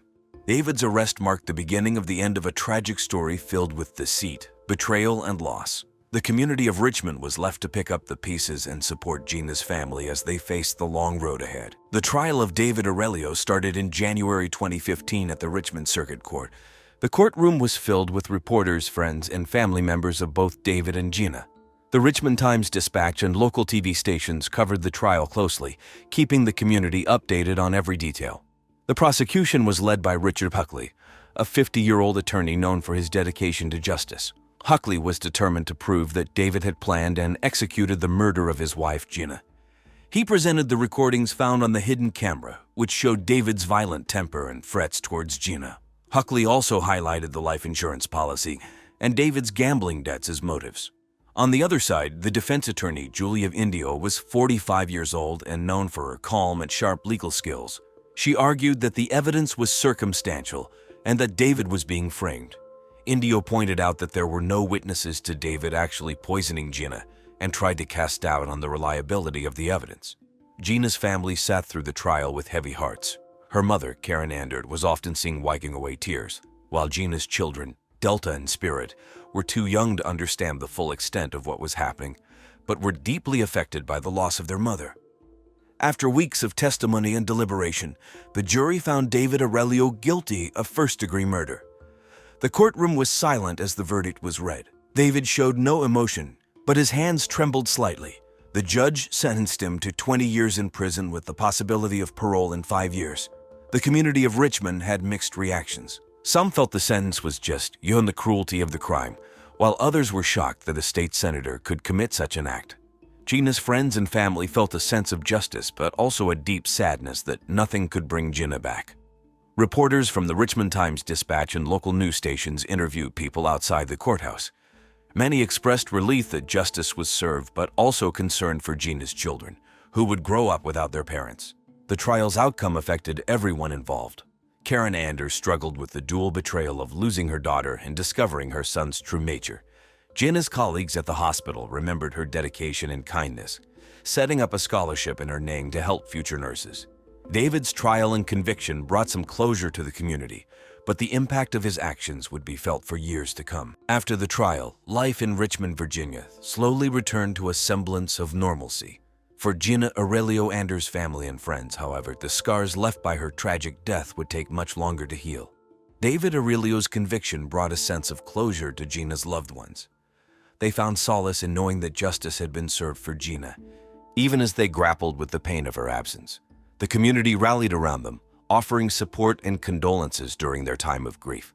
For Delta and Spirit, Gina's children, life would never be the same. They were left without a mother, their innocence shattered by the cruel actions of their father. But with the love and support of their extended family and community, they began the long journey of healing and rebuilding their lives.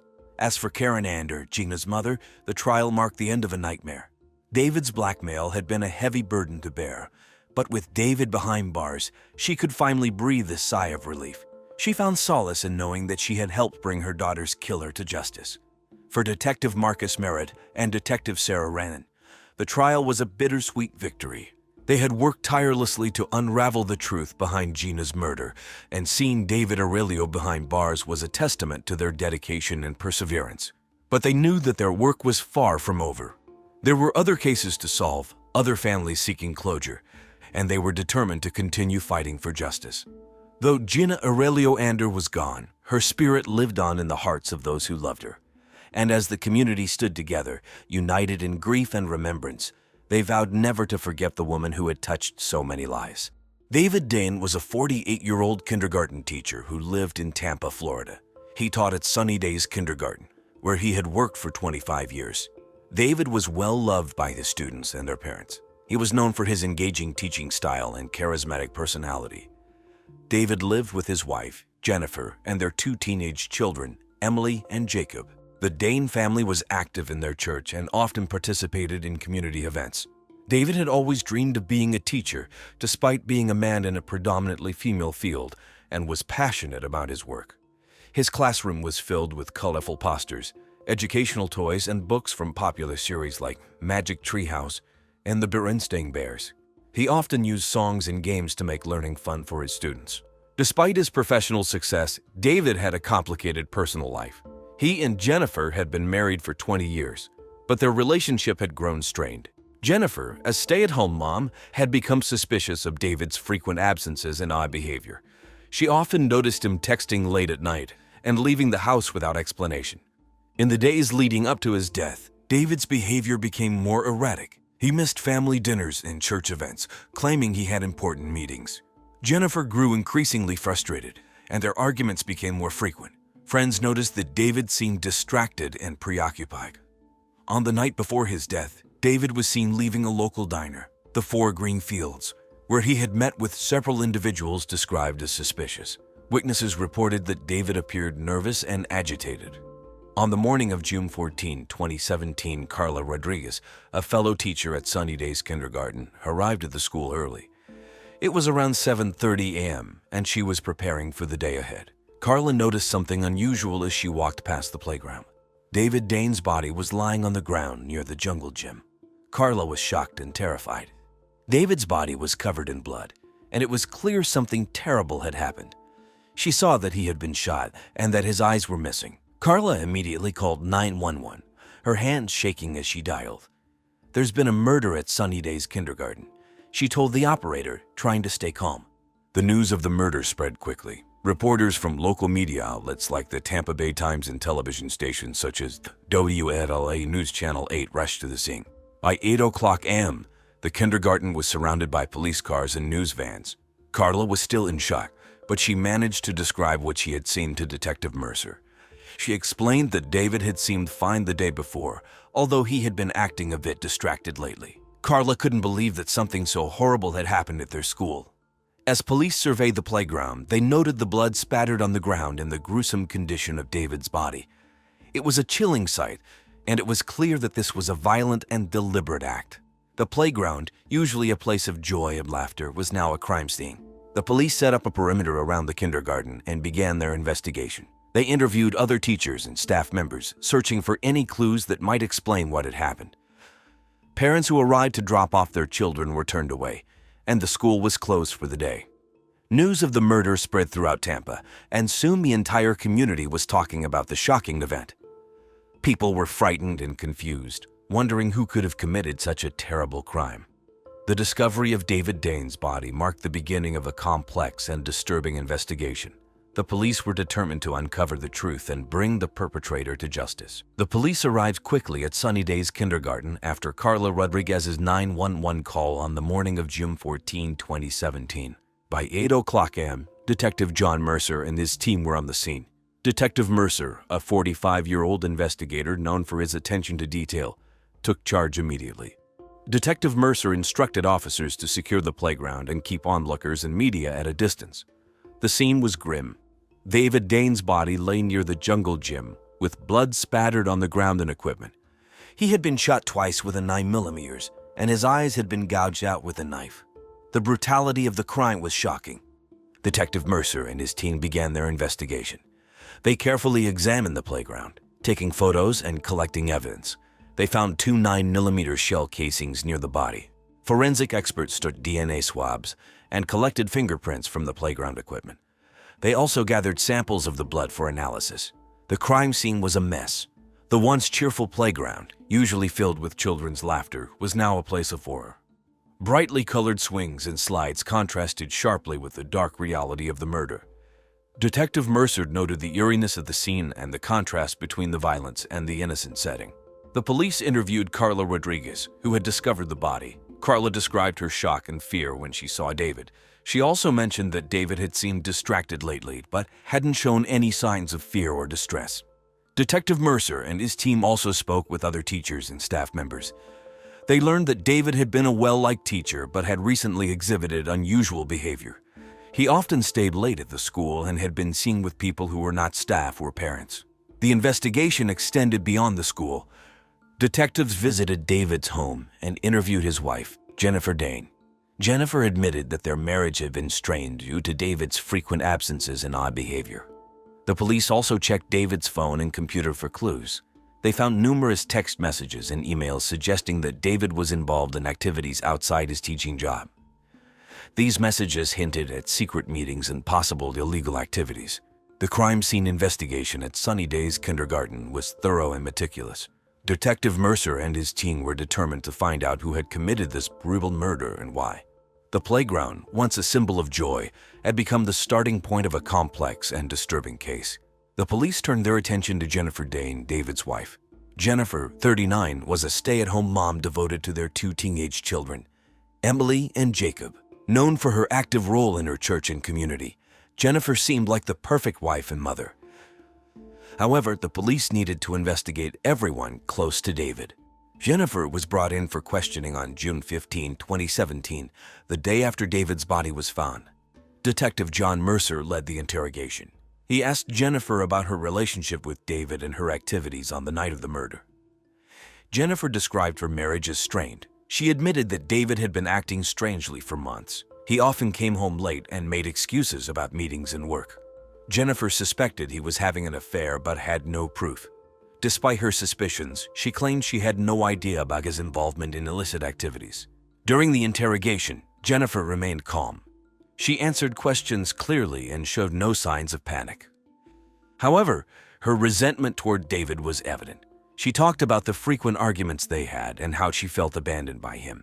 Jennifer mentioned she had considered hiring a private investigator to follow David, but decided against it. The police also looked into Jennifer's activities on the night of the murder. She said she was at home with her children, which Emily and Jacob confirmed. The family had dinner together and watched the Disney movie Moana. Jennifer insisted she had no reason to kill David, despite their marital problems. Detective Mercer and his team checked Jennifer's phone records and found nothing suspicious. There were no late-night calls or texts that indicated she was involved in the murder. They also spoke to neighbors and friends who vouched for her character and described her as a loving mother and dedicated church member. Despite the lack of evidence directly linking Jennifer to the crime, the police couldn't ignore her motive. Jennifer had a reason to be angry and hurt by David's actions. Detective Mercer noted that while she seemed innocent, her calm demeanor could be a sign of hiding something. The investigation into Jennifer Dane left the police with more questions than answers. While she had a possible motive, there was no concrete evidence tying her to the murder. The police knew they needed to continue digging to uncover the truth. On June 16, 2017, just 2 days after David Dane's body was discovered, new evidence emerged that would change the direction of the investigation. It was a hot and unbearably humid day in Tampa, Florida. Around 2 p.m., police officers discovered new evidence that would change the course of their investigation. A maintenance worker was cleaning the storage room at Sunny Hills Kindergarten when he found a hidden camera behind a stack of books. Confused and scared, he immediately called the police. Detectives arrived at the scene quickly. They carefully collected the hidden camera and took it to the police station for further examination. The camera contained shocking footage. It showed David Dane filming and participating in dozens of adult movies filmed in the kindergarten after hours. Even more disturbing, the footage revealed David forcing the kindergarten kids to fight each other in something he called Hunger Games Jr. The detectives were horrified. They could not believe what they were seeing. The children looked scared and hurt as he told them he would withhold food from them as encouragement to fight more aggressively. They knew they had to act fast to protect the kids and find out who else was involved. Detective Mercer, who was known for determination and compassion, was deeply affected by the footage. He vowed to bring justice to the victims. The police department called in a special team of forensic experts to analyze the footage. They used advanced software to enhance the video quality and identify the people involved. The experts worked around the clock, carefully studying every detail. They found evidence of at least 25 different women in the videos participating in sex with David, including a woman named Lara Wachtro. The police also discovered financial records showing large sums of money being transferred to David's account from various sources. This money was believed to be from bets placed on the children's fights. Detective Mercer, who was also known for his analytical skills, carefully traced the transactions back to their sources. This led to several new leads, including people who placed bets on the fights. In addition, police have found a series of texts between David and Lara Wachtro. The messages were sexually explicit and revealed that David had been having an affair with Lara, beyond their involvement in adult movies. This discovery added a new layer to the case and provided the police with a potential new suspect. After discovering the hidden camera footage, the police turned their attention to Lara Wachtro, one of the estimated 25 women David Dane had been sexually involved with. Lara was a 21-year-old with a fierce and independent personality. She worked as a barista at a local Starbucks and was known for her intense and passionate nature. On June 17, 2017, detectives visited Lara at her apartment. It was a humid and hot morning in Tampa. Lara was initially nervous but agreed to talk. She admitted she first met David while filming an adult movie, using the name Daisy Hyman, filmed at the kindergarten where he worked. She described David as charming and persuasive, someone who could easily convince people to do what he wanted. Lara told the detectives she had grown increasingly frustrated with David. He had promised to leave his wife, Jennifer, for her, but he never did. She was angry and felt betrayed. Lara explained that she knew about David's double life, but was too scared to go to the police. She feared for her safety and said she didn't know anything about the children involved in the fight ring. During the interrogation, Lara remained calm but showed signs of emotional distress. She provided the detectives with more details about the adult movies and the fight ring. Lara revealed that David was making a lot of money from these illegal activities and that many notables in the community were involved. She gave names of individuals who placed bets on the children's fights, which gave the police several new leads to investigate. Lara's information was crucial. It helped the detectives understand the extent of David's operations and the number of people involved. Detective Mercer, known for his empathetic approach, could see that Lara was a victim in her own way. She was manipulated and used by David, much like the other women and children. Mercer assured Lara that the police would protect her if she cooperated fully with the investigation. The detectives also checked Lara's phone records and found numerous text messages and calls between her and David. These messages confirmed her story about their relationship and David's promises to leave his wife. Lara's cooperation gave the police valuable insights and led them closer to uncovering the full truth about David Dane's secret life and the people involved in his crimes. After speaking with Lara Wachtra, the detectives turned their focus to Jordan Alarcon Perico. Jordan was a 24-year-old single father and construction worker who had recently moved to Tampa from Cuba. He had discovered unusual bruises on his son's body and was deeply concerned. On June 18, 2017, at around 11 a.m., Detectives Maria Lopes and John Harris visited Jordan at his construction site. It was another hot, sunny day in Tampa. Jordan was tough and protective, traits that helped him survive the hardships of fleeing Cuba.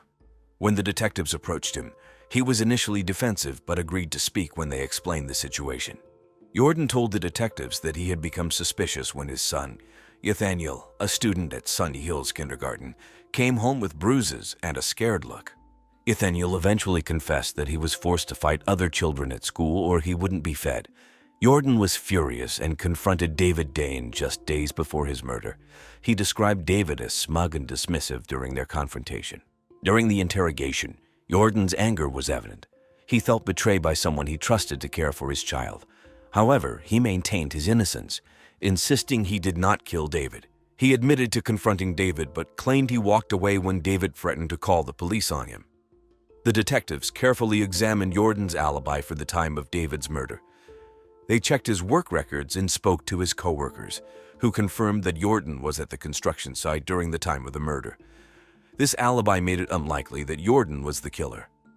Detective Mercer, known for his keen sense of intuition, felt that Jordan's anger was genuine but not indicative of guilt. He believed that he was a protective father who wanted to shield his son from further harm. Detective Harris, with his analytical approach, focused on verifying Jordan's statements and looking for any inconsistencies. The police also examined Jordan's phone records and found no evidence of communication with David or any of the individuals involved in the adult movies or fight ring. This further supported Jordan's claim that he was not part of David's criminal activities. Jordan's information added another layer to the investigation. It confirmed the existence of the fight ring and provided insight into the abuse the children endured. While Jordan was not the murderer, his account helped the detectives build a clearer picture of David Dane's secret and dark life. The detectives knew they were getting closer to uncovering the full truth and finding justice for the victims. On June 25, 2017, the police pieced together all the evidence and identified Jennifer Dane, David's wife, as the murderer. Jennifer was 39 years old and the stay-at-home mom devoted to their 2 teenage children. She was active in her church and often seen volunteering at local events. In short, she was the perfect woman. However, her life took a dark turn when she discovered David's numerous affairs and his involvement in filming adult movies at the kindergarten where he worked. Jennifer's world shattered further when she found out about the underground fight ring where David forced the children he cared for to fight. Driven by anger and a sense of betrayal, Jennifer decided to end David's double life. She saw herself as a biblical angel of mercy, determined to protect the children from further harm. On the evening of June 30, 2017, Jennifer confronted David at the kindergarten playground. She shot him twice with a 9mm gun and then gouged out his eyes with a knife, a symbolic act representing her disgust and anger. She believed that by doing this, she was saving the children and putting an end to David's heinous acts. Detectives worked tirelessly to connect the dots. They found traces of gunpowder on Jennifer's clothes and discovered a 9mm gun hidden in their garage. The gun matched the bullets found in David's body. Additionally, phone records showed Jennifer had discovered David's secret activities through text messages and emails she had access. On June 15, at 3 p.m., the police arrived at the Dane residence to arrest Jennifer. It was a tense and emotional scene. Jennifer appeared calm and did not resist arrest. She seemed almost relieved that her ordeal was over. Detective Lopez, known for her compassionate approach, carefully explained the charges to Jennifer, who listened quietly. The news of Jennifer's arrest shocked the community. David's double life and the truth about the kindergarten fight ring left many parents horrified. When Jennifer was taken into custody, David's family had mixed reactions. Some were angry and felt betrayed by Jennifer, while others were sympathetic, understanding the rage and horror she must have felt. Jennifer's arrest brought a sense of closure to the investigation. The detectives knew they had uncovered the full truth and brought the person responsible to justice. The case highlighted the importance of vigilance and the need to protect the innocent from those who would harm them. The trial of Jennifer Dane for the murder of her husband, David Dane, began on September 10, 2018. The courtroom was filled with reporters from local news outlets like the Tampa Bay Times and WFLA News Channel 8. The case had garnered significant attention due to the shocking nature of the crime and the revelations about David's double life. The prosecution was led by Assistant State Attorney Marquez, a 50-year-old known for his meticulous approach and strong courtroom presence. In his opening statement, Hayes painted Jennifer as a betrayed and enraged wife who sought revenge for her husband's infidelity and secret activities. He detailed how Jennifer had discovered David's affairs and his involvement in the underground fighting ring. Hayes argued that Jennifer had planned the murder meticulously, shooting David and then gouging out his eyes to make a statement. The defense attorney, Clara Mitchell, a 45-year-old with a reputation for passionately defending her clients, argued that Jennifer was a devoted wife and mother pushed to the brink by her husband's betrayal.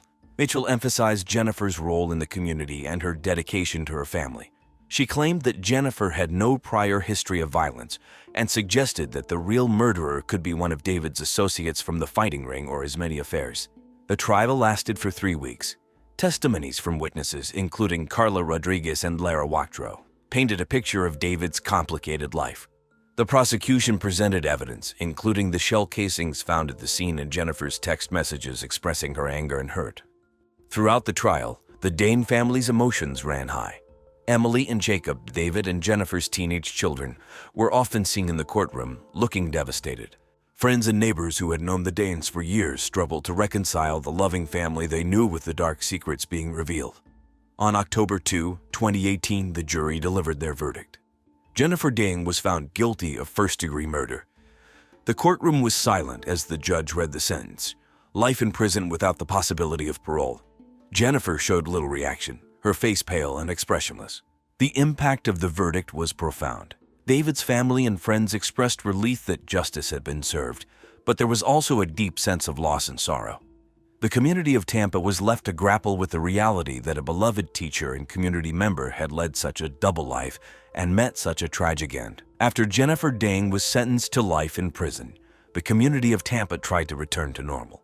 However, the shock of David Dane's murder and the revelations of his secret life left a lasting impact on everyone involved. Jennifer Dane began her life sentence at the Florida State Prison. She maintained her innocence, often writing letters to her children, Emily and Jacob, who struggled with the loss of both parents. Jennifer's church and some friends continued to support her, believing she had been pushed to the edge by David's betrayal. Emily, 17, and Jacob, 15, moved in with their maternal grandparents.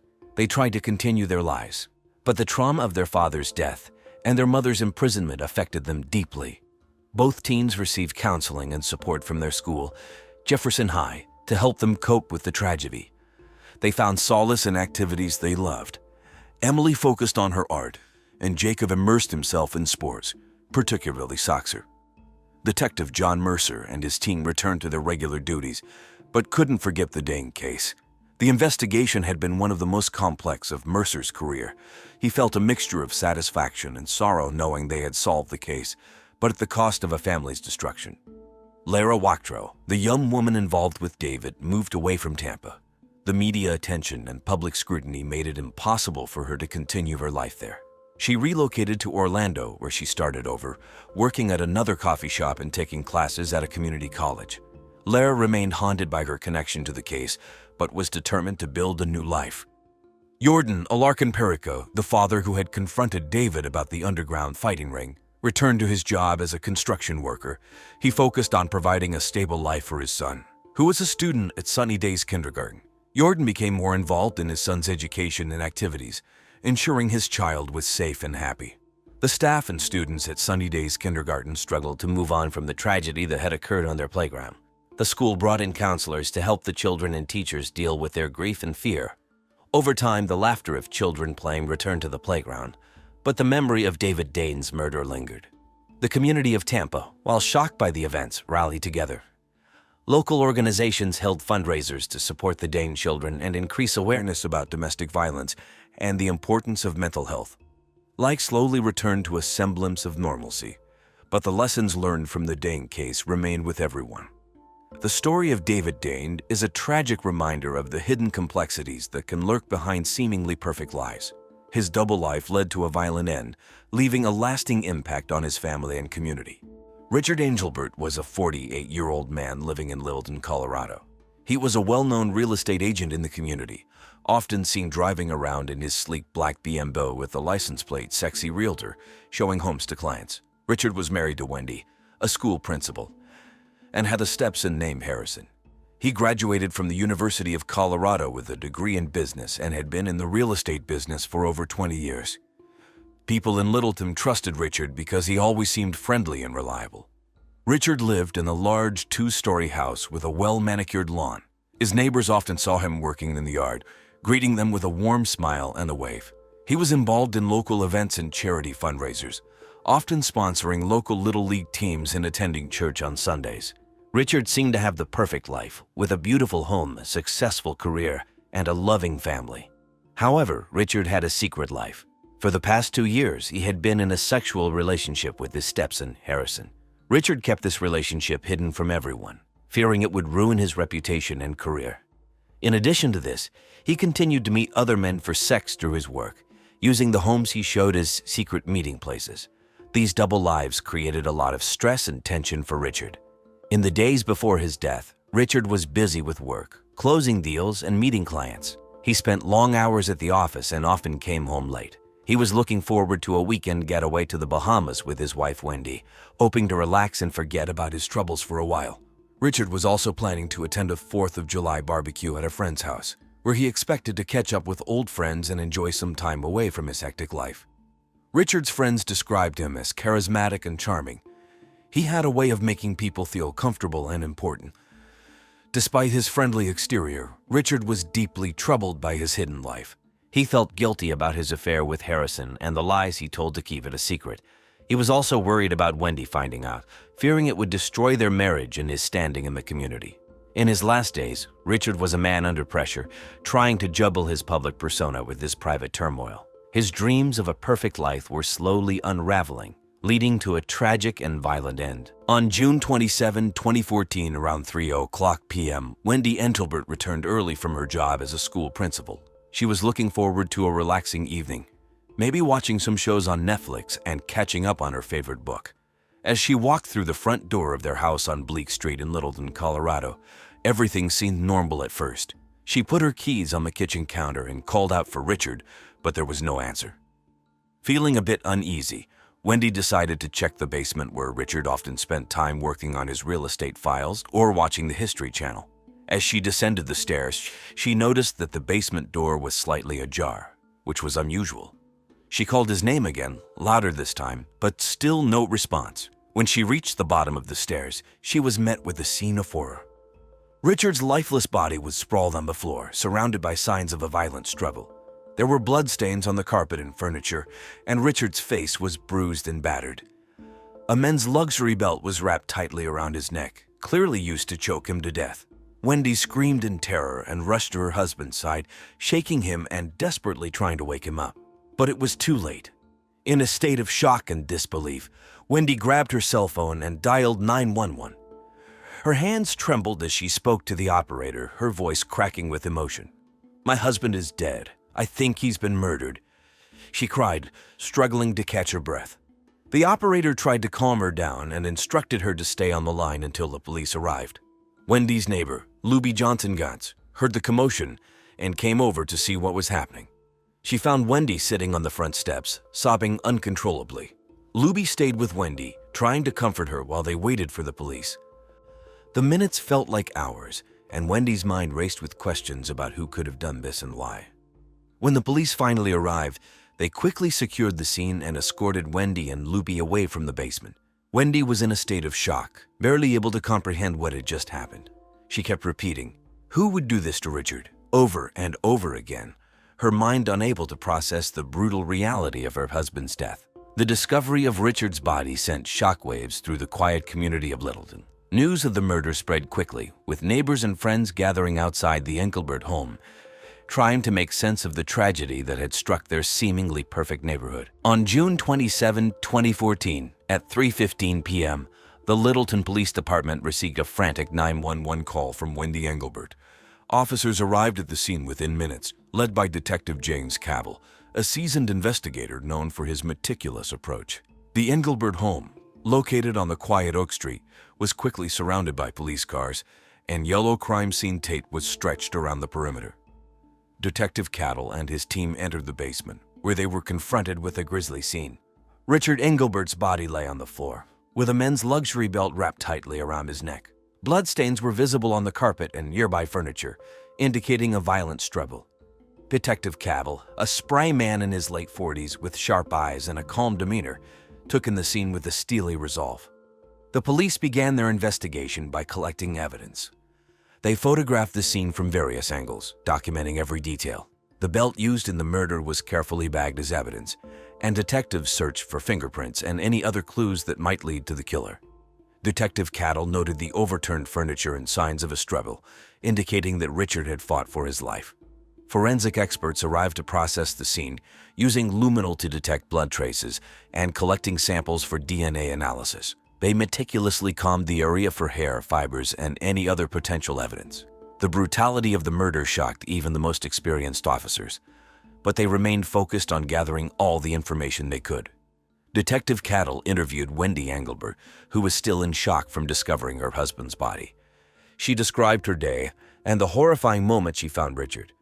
Her account was detailed and emotional, but she insisted she had no idea who could have done this.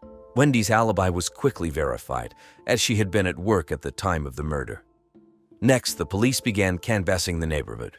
They spoke with neighbors, including Luby Johnson-Gantz, who had come to Wendy's aid. Sarah described hearing Wendy's screams and finding her on the front steps, distraught and incoherent. Other neighbors mentioned seeing Richard earlier in the day, but nothing seemed out of the ordinary. The police also checked Richard's recent phone and email records, hoping to find any leads. They discovered several suspicious messages and calls suggesting that Richard had been meeting with various men for illicit sex. This revelation added a new layer to the investigation, pointing to potential motives related to Richard's hidden life. As the day turned into evening, the police continued their work, determined to find the person responsible for Richard Engelbert's brutal murder. The scene was cleared, and Detective Cabell and his team reviewed the evidence collected, preparing for the next steps in their investigation. The community of Littleton watched anxiously, hoping for answers and justice for Richard Engelbert. The first suspect in Richard Engelbert's murder was his wife, Wendy Engelbert. Wendy, 47, was a respected school principal in Littleton, known for her intelligence and strong personality. She had been with the school district for over 15 years and was heavily involved in community activities. Her colleagues described her as dedicated and authoritative, always striving for excellence. Wendy was brought in for questioning the day after the murder on June 28, 2014. Detective James Cabell led the interrogation, trying to piece together her actions and emotions. Wendy appeared exhausted and distraught, but she answered questions calmly. She recounted her day at work and the horrifying discovery of Richard's body when she returned home. Despite her composed demeanor, Wendy's anger and confusion were evident. She expressed disbelief and frustration over the affair, insisting she had no idea Richard was sexually involved with other men. The revelation of the affair added tension to the interrogation, as Detective Cattle probed deeper into Wendy's feelings about her husband's betrayal. Detective Cattle asked Wendy about her relationship with Richard. She admitted they have a strong partnership, but mentioned that they had faced some challenges recently. Wendy claimed she was unaware of Richard's secret life. She explained she had recent ski injury, which had caused her difficulty in reading people's actions, and suggested this might be why she missed any signs of Richard's double life. Wendy's alibi was solid. She had been at the school all day, attending meetings and preparing for the upcoming school year. Colleagues and security footage confirmed her presence at work during the time of the murder. Nonetheless, her connection to the victim made her a person of interest. Detective Cattle also explored Wendy's possible motives. Her reputation and career were crucial to her, and Richard's affair threatened both. However, Wendy firmly denied any involvement in the murder, maintaining her innocence throughout the questioning. She was cooperative and provided all requested information, including access to her phone and emails. The police conducted a thorough search of the Engelbert home, looking for any evidence that might link Wendy to the crime. They found nothing incriminating, reinforcing her alibi and statements. Still, the detectives remained cautious, aware that emotions could drive even the most rational individuals to commit desperate acts. Wendy was released after several hours of questioning, but she remained under scrutiny as the investigation continued. The police kept a close watch on her, monitoring her interactions and movements while they explored other leads. The murder of Richard Engelbert was proving to be a complex case, with layers of secrets and motives slowly unraveling. Harrison Engelbert, Richard's 21-year-old stepson, was the next suspect. Harrison was a college student and part-time bartender, known for his troubled past.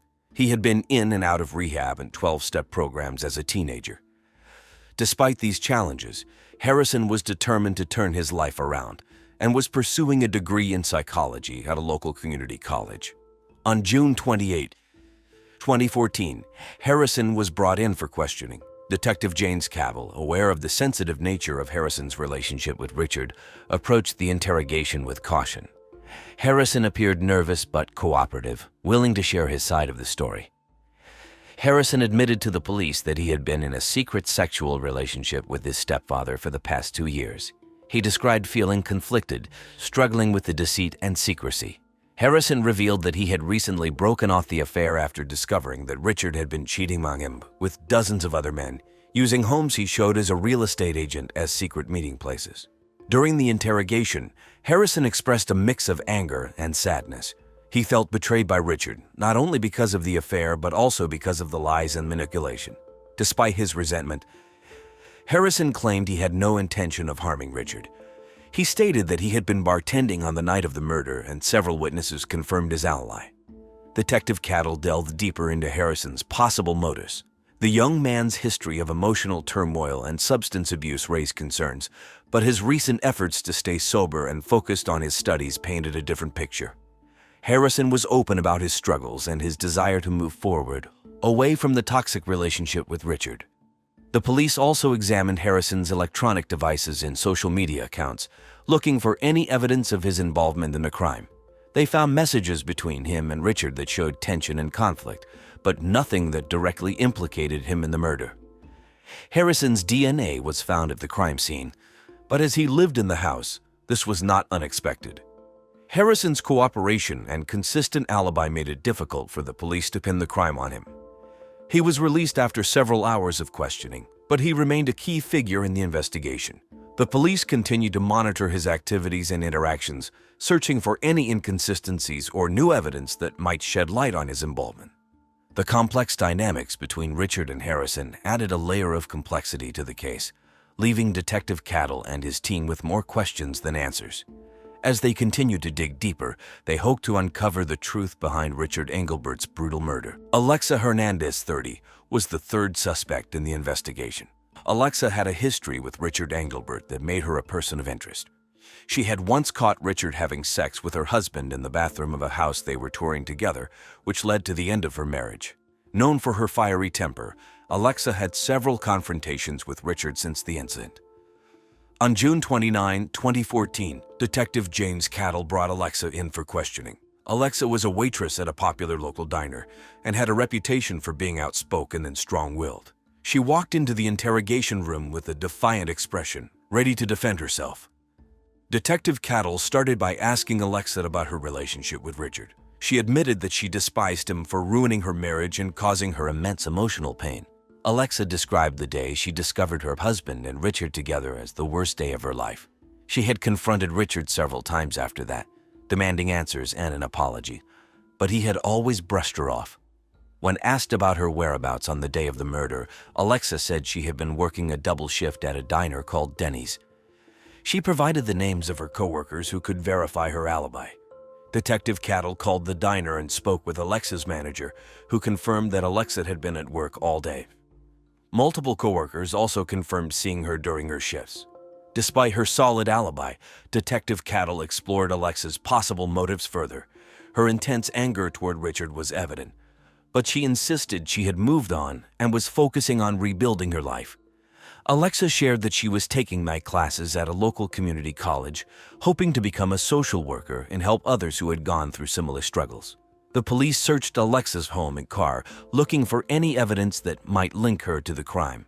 They found nothing suspicious or incriminating. Alexa's phone records and social media activity showed no contact with Richard in the weeks leading up to the murder. Throughout the interrogation, Alexa remained calm and composed, despite her obvious disdain for Richard. She answered all questions directly and showed no signs of guilt or deception. Detective Cattle noted her cooperation and honesty, but knew they had to keep all possibilities open. After several hours of questioning, Alexa was released. The police continued to monitor her, aware that her past with Richard made her a potential suspect. However, her alibi and lack of evidence made it difficult to tie her to the crime directly.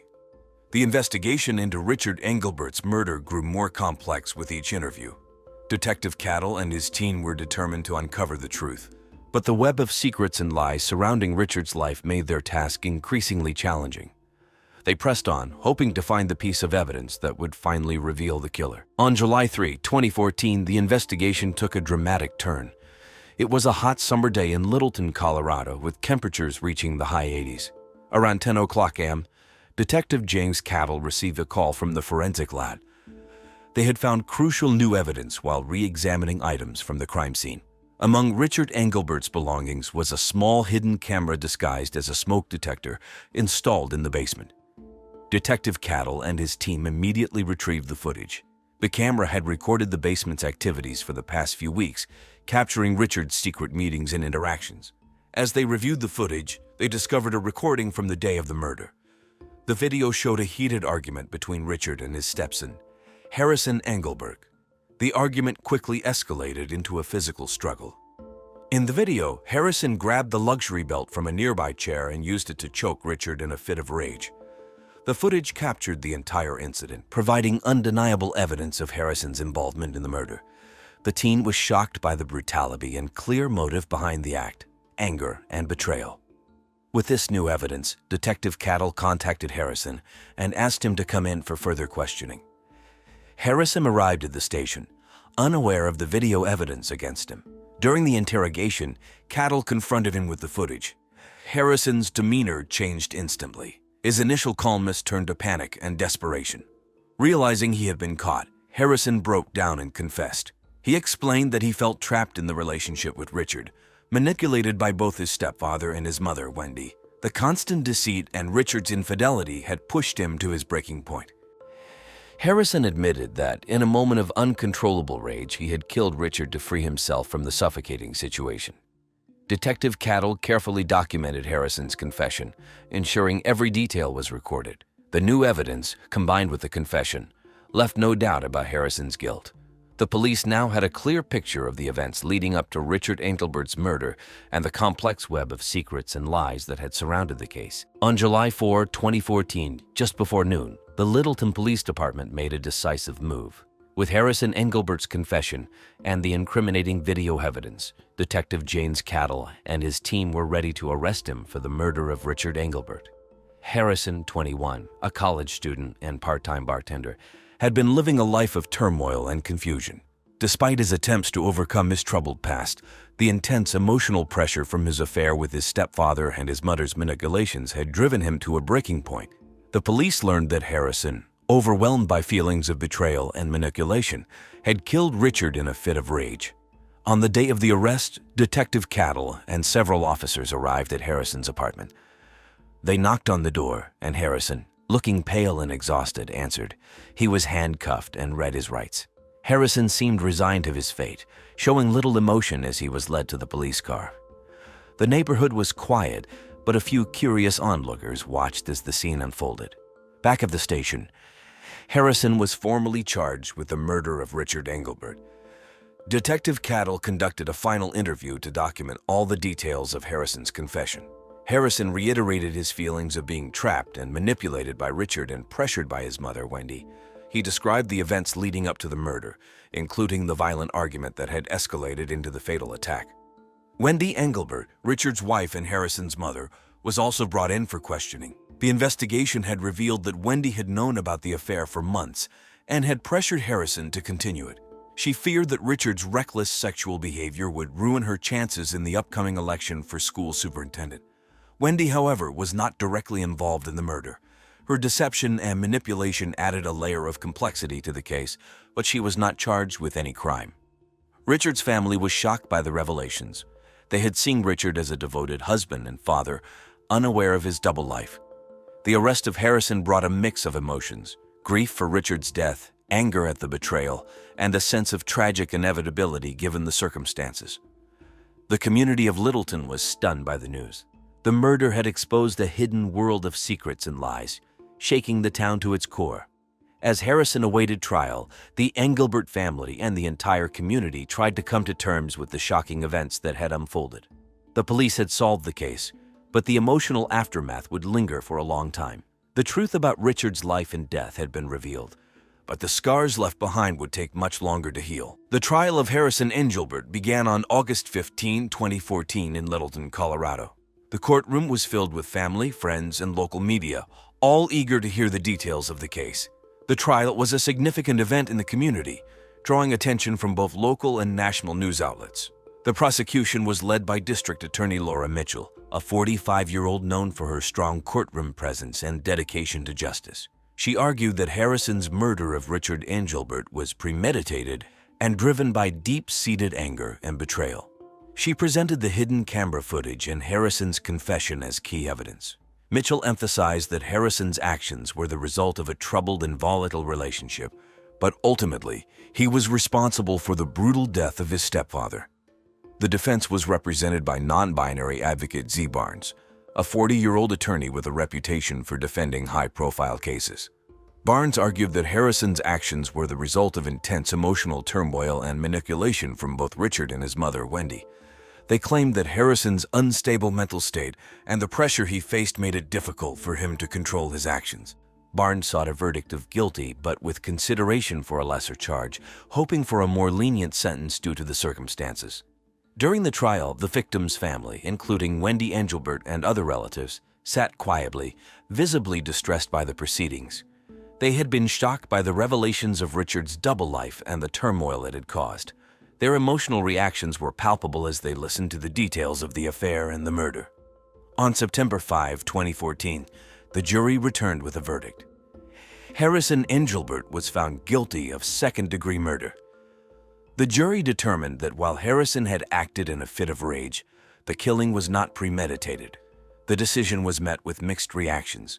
Some felt the verdict was just, given the emotional and psychological factors involved. Others felt it was too lenient, given the brutality of the crime. Harrison was sentenced to 25 years in prison without the possibility of parole. The sentencing brought a sense of closure to the case, but the pain and trauma for Richard's family were far from over. The Engelbert family struggled to find peace, knowing that Richard's death had been caused by someone so close to them. The trial's impact extended beyond the courtroom. It forced the community to confront the hidden realities of betrayal and manipulation, leaving a lasting mark on Littleton. As the case concluded, the Engelbert family and the town of Littleton began the difficult process of healing from the shocking events that had unfolded. After the trial of Harrison Engelbert concluded in September 2014, life in Littleton, Colorado, slowly began to return to normal, but the impact of the case lingered. The community, deeply shaken by the brutal murder of Richard Engelbert and the subsequent revelations, faced a long process of healing and adjustment. Harrison Engelbert, now serving a 25-year prison sentence, remained in the Colorado Department of Corrections. His life behind bars was marked by the same struggles he faced outside, dealing with his own emotions and the consequences of his actions. In prison, Harrison was reportedly quiet and withdrawn, focusing on completing his education through available programs.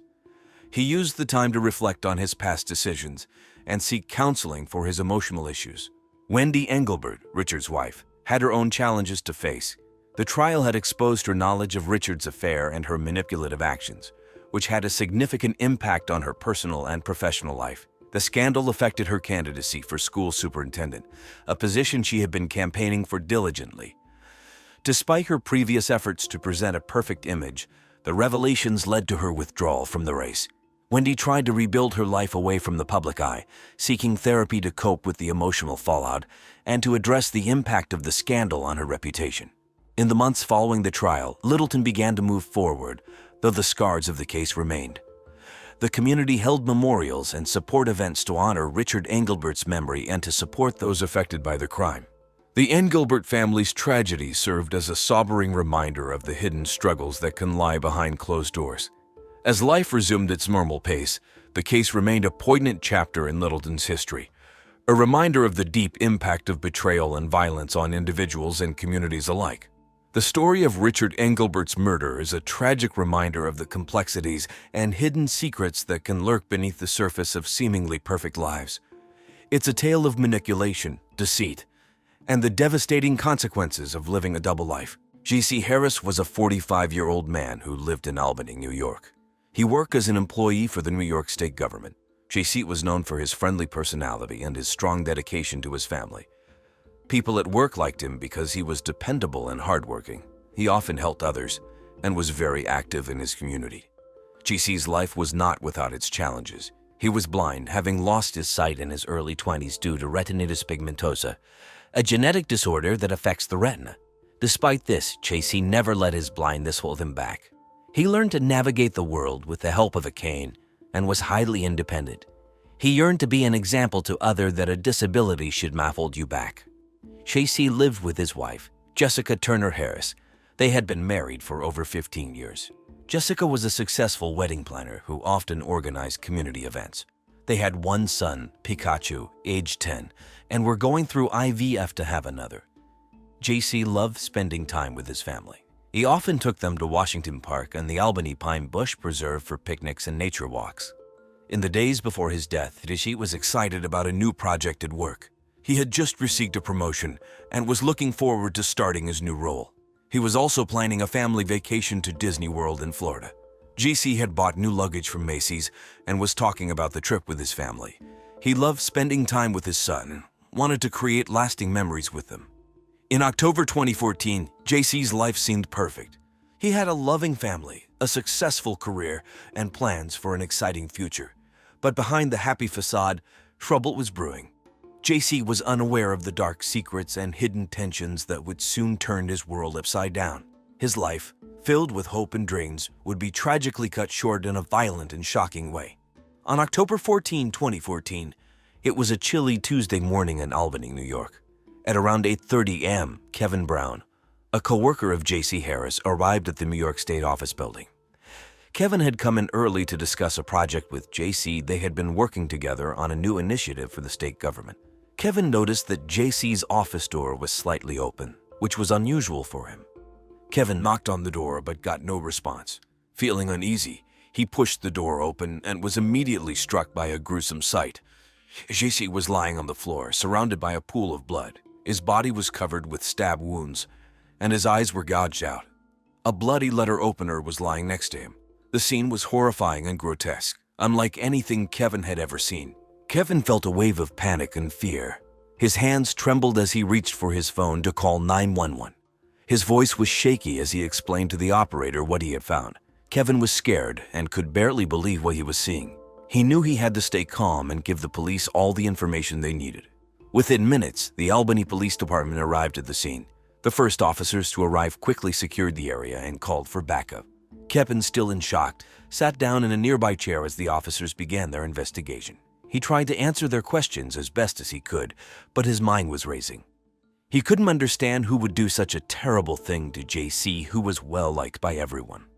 News of the murder quickly spread through the office and the local community. People were shocked and saddened by the loss of JC, a man who had touched many lives with his kindness and dedication. The Albany Times-Union reported on the murder, and the story was also covered by local TV stations. JC's death left a deep impact on everyone who knew him. The violent and sudden nature of his murder shook the community, and people began to wonder who could have committed such a horrible crime. On October 14, 2014, the Albany Police Department responded quickly to the 911 call about J.C. Harrison murder.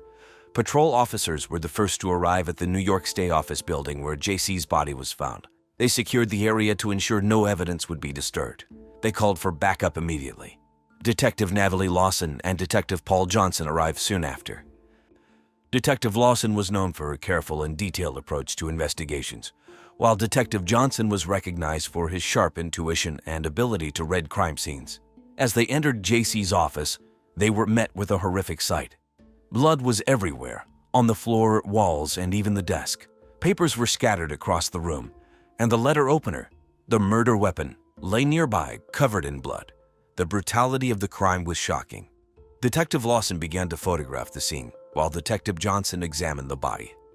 JC had been stabbed multiple times, and his eyes had been gouged out, indicating a crime of intense anger and betrayal. They knew this was not a random act of violence, but a targeted attack. The detectives collected evidence meticulously.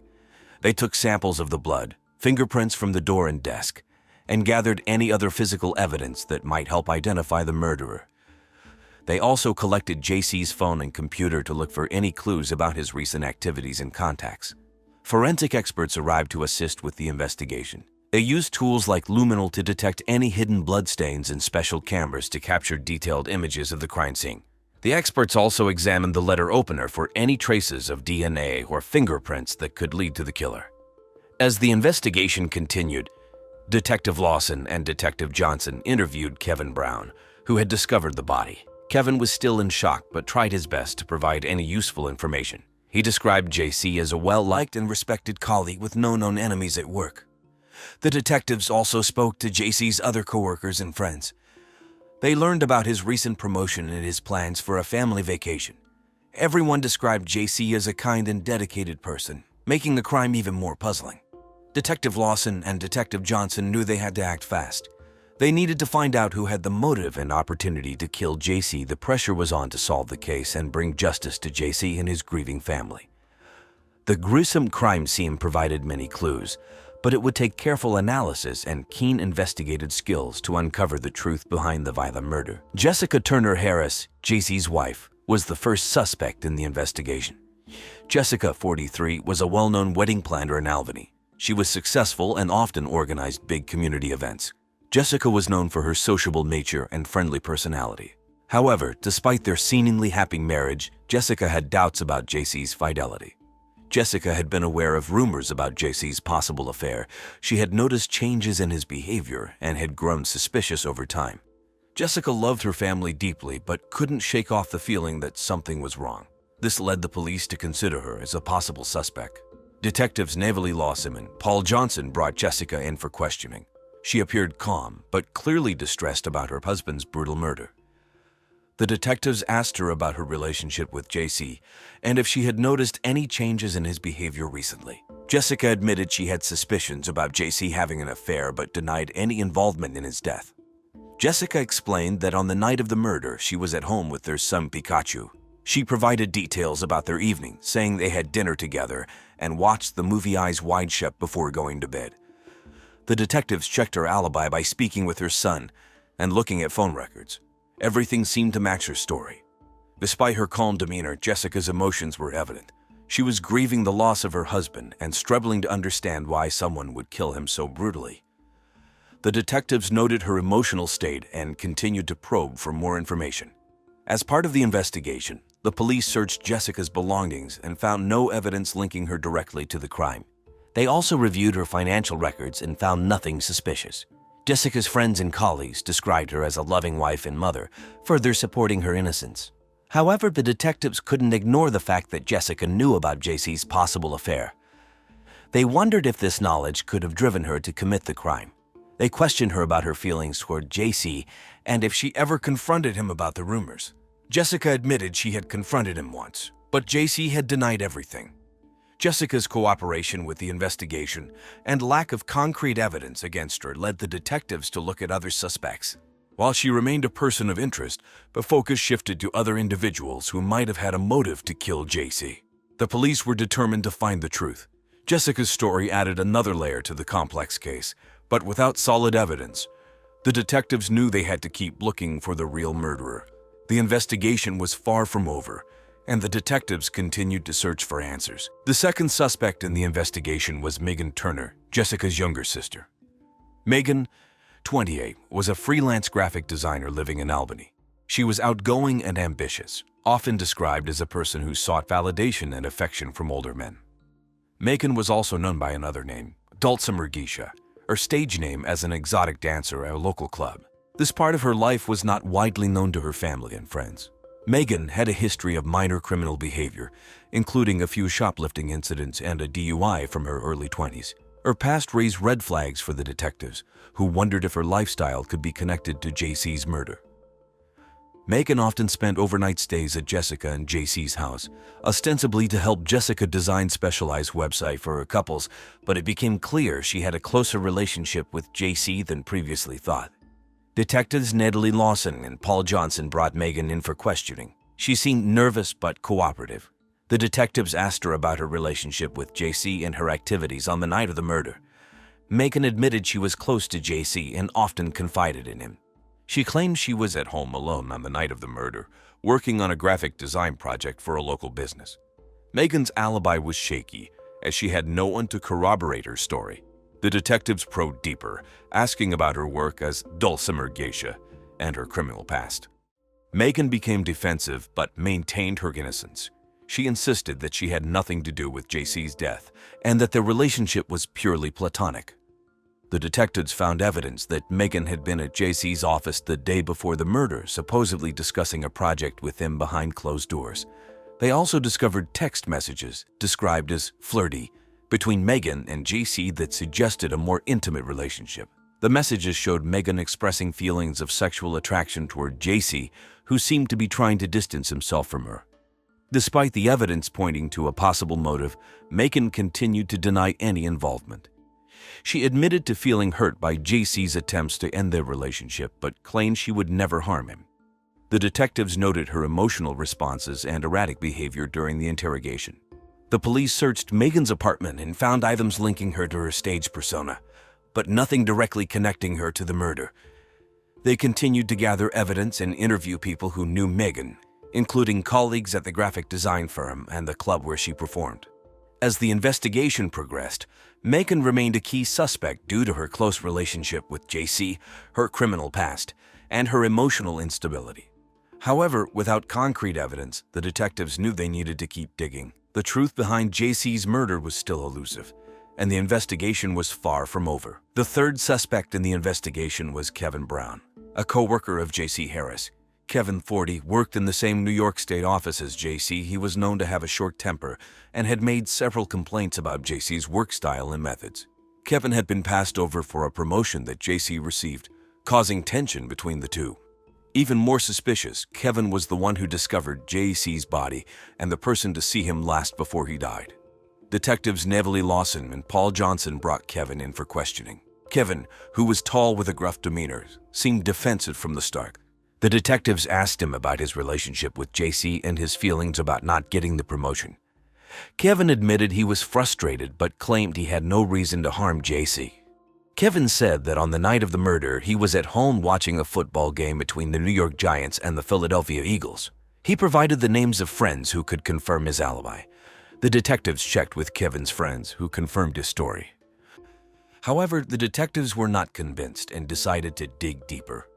Kevin had a history of workplace conflicts. He had been involved in several arguments with other coworkers and had even received a warning for his behavior.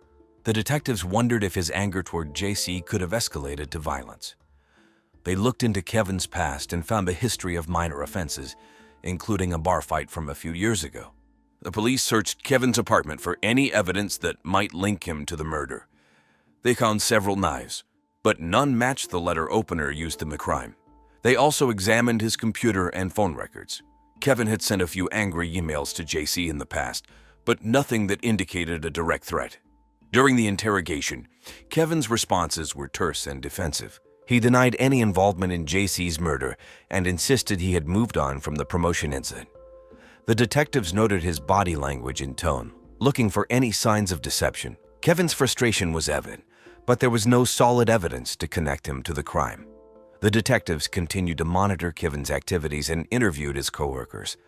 They found mixed opinions about him. Some described him as hardworking but temperamental, while others saw him as a potential threat due to his frequent outbursts. Despite the lack of concrete evidence, Kevin remained a person of interest in the case, but detectives knew they had to keep exploring all angles. They needed more than just suspicions to prove his involvement. As the investigation progressed, Kevin's role in JC's life and death continued to be a focal point. On October 18, 2014, 4 days after JC Harris' murder, the Albany Police Department received a crucial piece of new evidence. It was a chilly, overcast morning when a maintenance worker named Peter Willis found a blood-stained glove in a trash can behind a New York State office building where JC worked. Peter immediately reported his discovery to the police. Detectives Natalie Lawson and Paul Johnson quickly arrived at the scene. They carefully collected the glove and sent it to the forensic lab for analysis. The detectives hoped this new evidence would provide the breakthrough they needed. Later that afternoon, the forensic team, led by Dr. Amelia Cheonyang, began examining the glove. She and her team found traces of JC's blood on the glove. Along with DNA that did not belong to JC, this new DNA sample was crucial as it could potentially identify the murderer. Meanwhile, the detectives revisited the crime scene to search for any other overlooked evidence. They examined the office and surrounding areas with a fresh perspective. Using advanced forensic tools like luminol, they discovered faint blood traces leading from JC's office to the back exit of the building. This suggested that the murderer had left through that door, possibly discarding the glove along the way. The police then reviewed security footage from nearby cameras. They focused on the back exit, hoping to identify anyone who might have used it around the time of the murder. After hours of watching the footage, they spotted a shadowy figure leaving the building late at night, wearing a hoodie and gloves. Although the footage was grainy, it provided a possible lead. Back at the lab, Dr. Cheonyang compared the DNA from the glove to the samples they had from the suspects. The results came back quickly, matching Megan Turner's DNA. This was a significant breakthrough. Megan had already been a key suspect due to her close relationship with JC and her emotional instability. Detectives Lawson and Johnson decided to bring Megan in for further questioning. They confronted her with the new evidence. Megan initially denied any involvement, but as the detectives presented the DNA match, her composure began to crack. She admitted to being at the office that night but claimed she had no memory of committing the murder. Her erratic behavior and conflicting statements made the detectives even more suspicious. The new evidence shifted the focus of the investigation sharply toward Megan. The glove, the DNA match, and her proximity to JC on the night of the murder all pointed to her involvement. The detectives knew they were getting closer to solving the case, but they needed more information to secure a conviction. With the new evidence in hand, the police intensified their investigation. Determined to uncover the full truth behind JC Harris's tragic death, the community awaited answers as the detectives worked tirelessly to piece together the final parts of the puzzle. On October 22, 2014, Albany police made a significant breakthrough in the murder case of JC Harris. Megan Turner, 28, was officially identified as the murderer. The arrest followed crucial evidence linking Megan to the crime, including a DNA match from a blood-stained glove found near the scene. Megan was a freelance graphic designer and also worked as an exotic dancer under the name Dulcimer Geisha. The twist in the case came when police discovered that Jessica Turner Harris, JC's wife, had actually known about the affair between Megan and JC for months. Jessica, who always had an intense sibling rivalry with her sister, had been secretly blackmailing Megan to keep the relationship going. Jessica's aim was to gather enough evidence to ruin Megan's reputation and career. This manipulation added a shocking layer to the crime. Detectives Natalie Lawson and Paul Johnson, who had been leading the investigation, received the tip from Jessica and Megan's widowed father about Jessica's involvement. They learned that Jessica, who had always been jealous of Megan's good looks, had been using her knowledge of the affair to coerce Megan into keeping the relationship alive. This revelation was confirmed by Jessica's text messages and emails, which showed she was actively blackmailing Megan with sexually explicit pictures of her and JC. On the day of Megan's arrest, the weather in Albany was cool and overcast. Detectives Lawson and Johnson arrived at Megan's apartment, which was located in a modest area near Washington Park. Megan was at home, preparing for her evening shift at the club where she performed as Dulcimer Disha. When the police approached, Megan seemed shocked but cooperative. She was taken into custody without resistance. The arrest was widely covered by local media, including the Albany Times-Union and WNYT News Channel 13. The media reported the new twist in the case, including Jessica's role in manipulating Megan. During the interrogation, Megan admitted to killing JC in a fit of rage after he tried to end their affair. She revealed how Jessica's blackmail and manipulation had driven her to a breaking point. Megan described the murder in detail, including how she used a letter opener to stab JC multiple times and left his body in a grotesque display. Megan's confession and the new evidence provided a clear motive and detailed the tragic culmination of manipulation, obsession, and betrayal. The police were able to piece together the full story, showing how Jessica's indirect influence had pushed Megan to commit the crime. Megan Turner was charged with first-degree murder. The arrest and the unraveling of the twisted motivations behind the crime brought a new level of understanding to the case. The investigation revealed a complex web of deceit that had led to J.C. Harris's tragic death. The community and media followed the case closely as the search for justice continued. Megan Turner's trial began on December 1, 2014, at the Albany County Courthouse. The courtroom was packed with reporters and spectators eager to follow the high-profile case. Megan, 28, faced charges of first-degree murder for the killing of J.C. Harris, a case that had captured local attention. The prosecution was led by District Attorney Becca Cole, known for her clear and compelling arguments.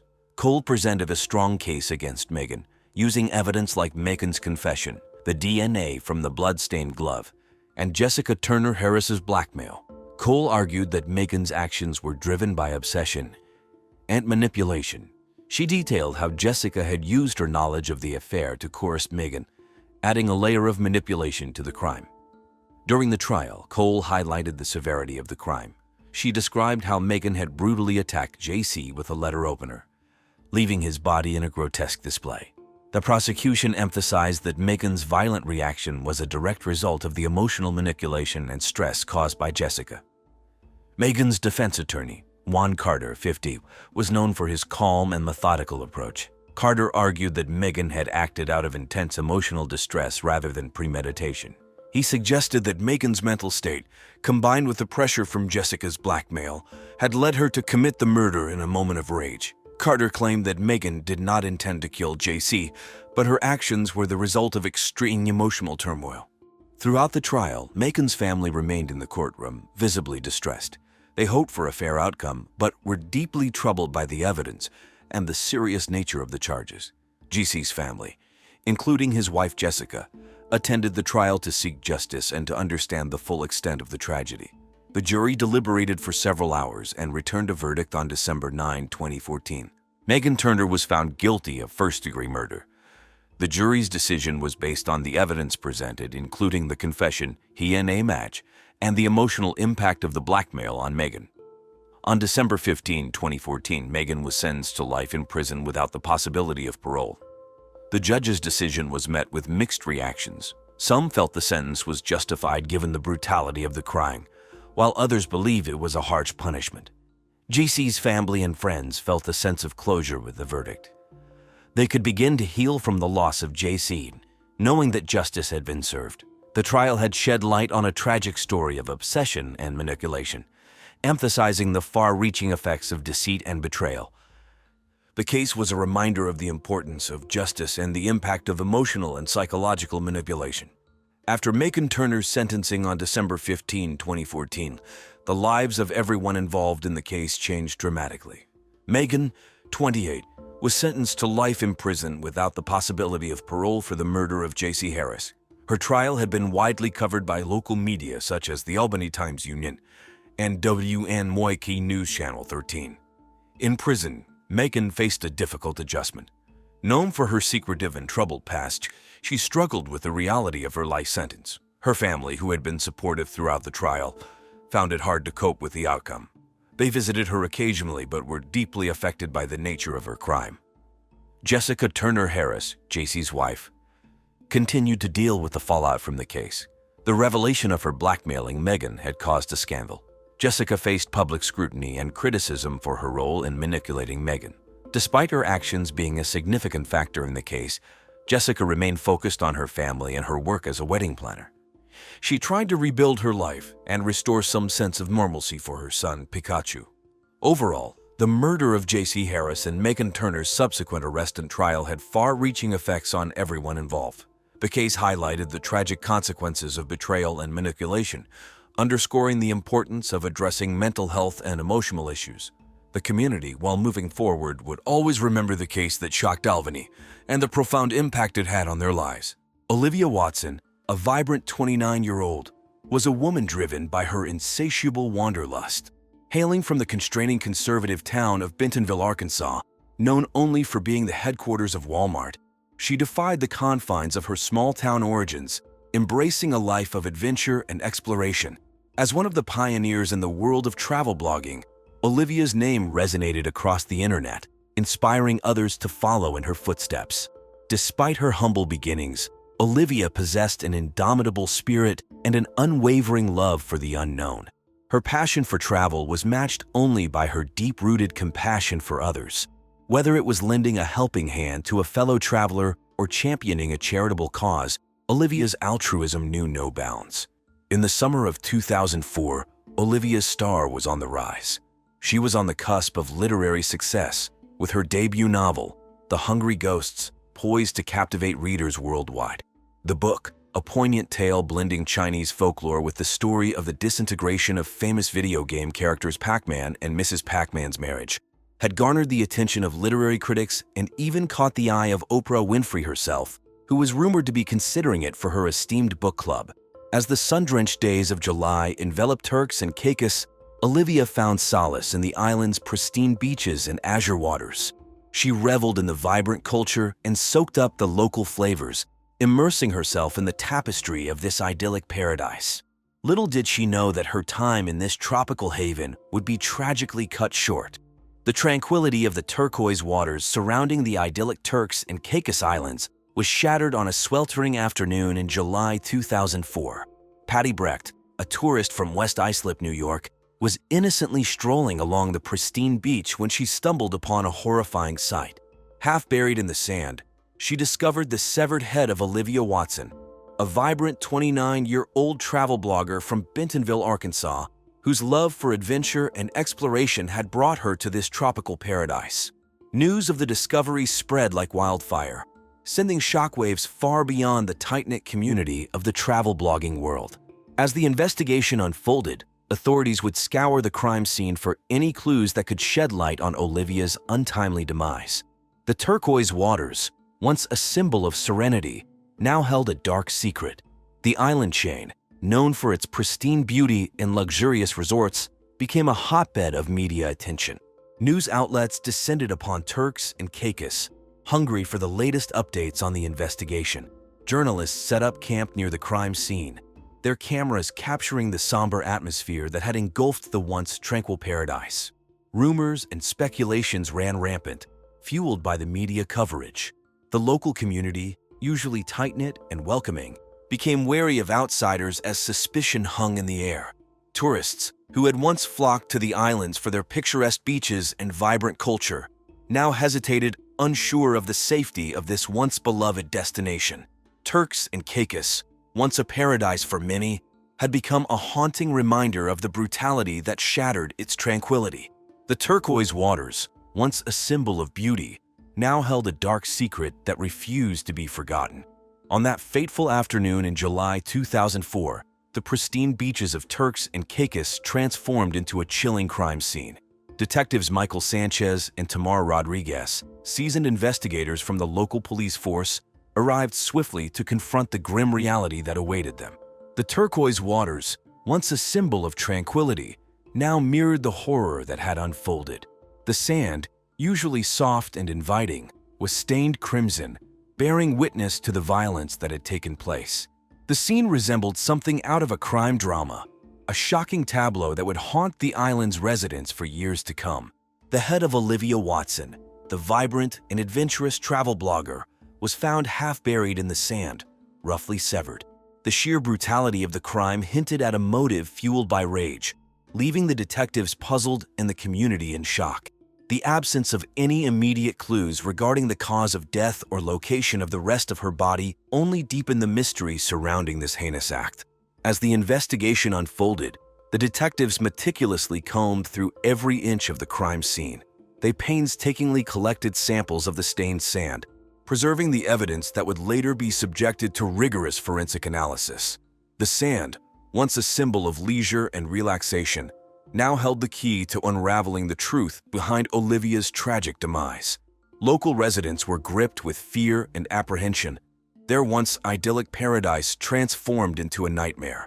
The murder cast a dark shadow over the island, shattering the sense of security that had once prevailed. Tourists, who had flocked to Turks and Caicos for its pristine beauty, now found themselves questioning their decision to visit this once tranquil destination. As the investigation continued, the detectives delved into Olivia's life, seeking any possible leads that could shed light on her untimely demise. They meticulously reviewed her travel blog, scouring her posts for any hints or clues that could point them in the right direction. The blog, once a testament to Olivia's adventurous spirit, now served as a haunting reminder of a life cut short.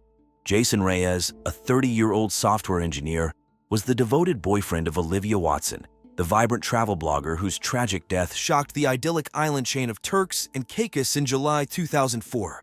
Described as charming and charismatic, Jason had won the hearts of many with his affable personality. However, behind his charming exterior lay a darker side that friends of the couple had started to notice. According to those close to them, Jason's behavior had taken a turn for the worse in recent months. While he appeared to be deeply in love with Olivia, his possessive and controlling tendencies had become increasingly apparent. Friends of the couple revealed that Jason had been involved in multiple affairs with other women, despite his supposed commitment to Olivia. The couple's friends were taken aback by the stark contrast between Jason's public persona and his private actions. They recalled instances where he would shower Olivia with gifts and affection, only to later display jealousy and anger when she interacted with other people, particularly men. These incidents had caused tension within their relationship, and Olivia's friends had expressed concern about the toxic dynamic that was developing. In addition to his troubled relationship with Olivia, Jason had also been facing difficulties at work. Colleagues at the software engineering firm where he was employed described him as highly intelligent but increasingly isolated and moody. Some even mentioned that he had been reprimanded by his superiors for missing deadlines and exhibiting erratic behavior. As news of Olivia's tragic death spread, the media began to dig deeper into the couple's relationship. Rumors of Jason's infidelity and controlling behavior started to circulate, capturing the attention of the public. The local newspaper, the Turks and Caicos Daily, ran a front-page article detailing the couple's tumultuous relationship, citing anonymous sources close to the investigation. Luana Parker, 34, a receptionist at Walmart headquarters in Bentonville, Arkansas, was known for her outgoing and vivacious personality. She had been Olivia Watson's loyal best friend for years, always by her side through thick and thin. Their bond was unbreakable, or so it seemed. During their trip to Turks and Caicos in July 2004, Luana's protective nature was on full display. She made sure Olivia was safe at all times, ensuring they followed proper safety protocols and avoided any risky situations. Luana's dedication to her friend was unwavering, but little did Olivia know that Luana held a secret that could shatter their friendship forever. Luana had been secretly involved in a passionate love affair with Jason Reyes, Olivia's boyfriend. It was a relationship fueled by desire and forbidden love, hidden behind closed doors. Luana's heart yearned for Jason, the man who charmed her with his charismatic personality. She couldn't resist his allure, even though she knew it was wrong. As the days in paradise unfolded, Luana found herself torn between her loyalty to Olivia and her intense love for Jason. She struggled to keep her emotions in check, constantly battling the guilt that consumed her. the weight of her secret became unbearable, threatening to destroy the very foundation of their friendship. In the aftermath of Olivia's death, Luana found herself caught in a web of lies and deceit. She knew she had to come clean about her affair with Jason, but the fear of losing everything held her back. She couldn't bear the thought of losing both Olivia and Jason, the two people who had become her whole world.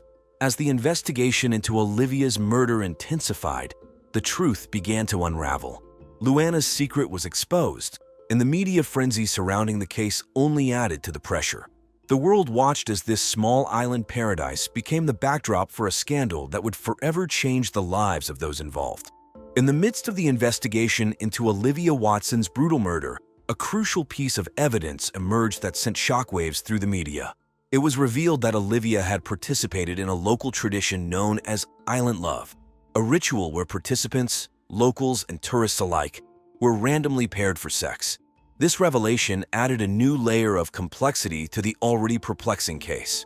Olivia's Island Love partner was none other than Joey Clacker, a 45-year-old married man from Cedar Rapids, Iowa. Joey, a mild-mannered accountant by day, had been visiting the Turks and Caicos Islands with his wife and 5 children. The news of his involvement in this scandalous affair sent shockwaves through his community back home.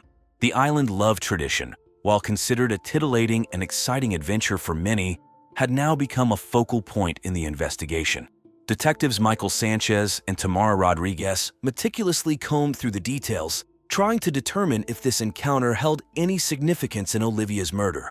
As the investigation unfolded, the media frenzy surrounding Olivia's murder intensified. News outlets from Bentonville, Arkansas to Cedar Rapids, Iowa, and beyond were captivated by the shocking turn of events. Headlines from the New York Post screamed about the Island Love tragedy, with journalists speculating about the potential motives and hidden secrets behind Olivia and Joey's ill-fated encounter. Friends and family of Olivia were left bewildered by this unexpected twist. How could their vibrant and adventurous Olivia, known for her love of travel and exploration, find herself entangled in such a sordid affair? The once idyllic paradise of Turks and Caicos had now become a hotbed of speculation and intrigue. In the picturesque setting of Turks and Caicos in July 2004, a scandalous affair unfolded, shattering the tranquility of this idyllic island chain. Joey Clacker, a married man and father of 5 from Cedar Rapids, Iowa, found himself entangled in a web of desire and obsession with Olivia Watson, the vibrant travel blogger whose life was tragically cut short. Joey, known for his adventurous spirit and magnetic personality, willingly participated in the local tradition known as Island Love. This tradition, which paired participants for a one night of sex, brought Joey and Olivia together in a passionate encounter. Their connection was intense, but short-lived, as Olivia's independent spirit and commitment to her career and boyfriend prevented any further romantic involvement. However, the flame of Joey's infatuation continued to burn. Consumed by jealousy and resentment towards anyone who stood in his way, Joey's obsession with Olivia took a dark turn. Friends close to the couple revealed that Joey's feelings for Olivia grew into an unhealthy fixation, leading him down a dangerous path. The facade of friendship between Joey and Olivia crumbled as his true intentions were exposed. Friends and acquaintances were shocked to discover that Joey, a seemingly devoted family man, harbored a secret desire to win Olivia back. His actions became increasingly erratic as he desperately sought to rekindle their connection. As authorities delved deeper into the investigation surrounding Olivia's murder, they discovered the extent of Joey's obsession. The evidence pointed to a motive driven by jealousy and a desperate desire to possess Olivia, even if it meant resorting to violence. The shocking murder case that unfolded on the idyllic island chain of Turks and Caicos in July 2004 took a startling turn. As the investigation progressed, a web of love, lies, and betrayal begins to unravel, revealing a sinister plot that ended in the tragic death of Olivia Watson, a vibrant travel blogger. New evidence emerged, shedding light on the motive behind Olivia's brutal murder. It was none other than Luana Parker, Olivia's seemingly loyal best friend, who masterminded the heinous crime. Luana's jealousy and resentment towards Olivia's relationship with Jason Reyes, Olivia's devoted boyfriend and Luana's lover, drove her to take drastic measures to eliminate her perceived rival. Driven by envy and insecurity, Luana hatched a plan to ensure Jason's unwavering devotion to her and to remove any threat to their relationship. The revelation of Olivia's participation in the local tradition of Island Love, where participants were randomly paired for a sex, became the catalyst for Luana's sinister plot. Jason, upon discovering Olivia's involvement in Island Love, was consumed by a mix of emotions. His love for Olivia and his anger at being betrayed pushed him to join Luana in the murder plot. Together, they cornered Olivia on a secluded beach, wielding coconuts as their deadly weapons, and beat her to death and that dismembering her body afterwards, leaving her body to the waves but keeping her head in the sand. The investigation has uncovered a series of events that paint a chilling picture of the days leading up to the murder. Friends of the couple revealed that Jason, known for his charming and charismatic personality, had a darker side. He became increasingly possessive and controlling in his relationship with Olivia, despite engaging in multiple affairs with other women. Despite their arrest, the tranquility of Turks and Caicos has been forever shattered, and the repercussions of this crime will be felt for years to come. The trial that unfolded in the wake of Olivia Watson's brutal murder in Turks and Caicos in July 2004 was a harrowing ordeal for her grieving family and the tight-knit island community. The courtroom was filled with tension as prosecutor Diana Lachlan-Bros meticulously presented the evidence, painting a vivid picture of deceit and violence that had shattered the tranquility of this idyllic paradise. The defense attorney fought desperately to create doubt, but the weight of the evidence was undeniable. The jury listened intently as witness after witness took the stand, recounting the events that led to Olivia's tragic demise. The testimony of Patty Brecht, the beachcomber who stumbled upon Olivia's half-buried body, sent shivers down the spines of those in the courtroom. The sight of Olivia's bloody, severed head, stained crimson by the violence inflicted upon her, was etched in the memories of all who bore witness. The prosecution presented a crucial piece of evidence: Olivia's participation in a local tradition called Island Love. This tradition, as it turned out, involved random pairings for one night of sex. Olivia's assigned partner was Joey Clacker, a married man from Cedar Rapids, Iowa. The revelation of this affair added a layer of complexity to the case, further entangling the lives of those involved. As the trial progressed, the motive behind the murder began to unravel. It was revealed that Olivia's boyfriend, Jason Reyes, had discovered her involvement in Island Love and had become consumed by jealousy. Driven by a toxic combination of envy and insecurity, Jason enlisted the help of his secret lover and Olivia's best friend, Luana Parker, to carry out the heinous act. The courtroom was filled with gasps as the details of the twisted murder plot were laid bare. Jason and Luana had cornered Olivia on a secluded beach, armed with coconuts, and beat her to death, later dismembering her body.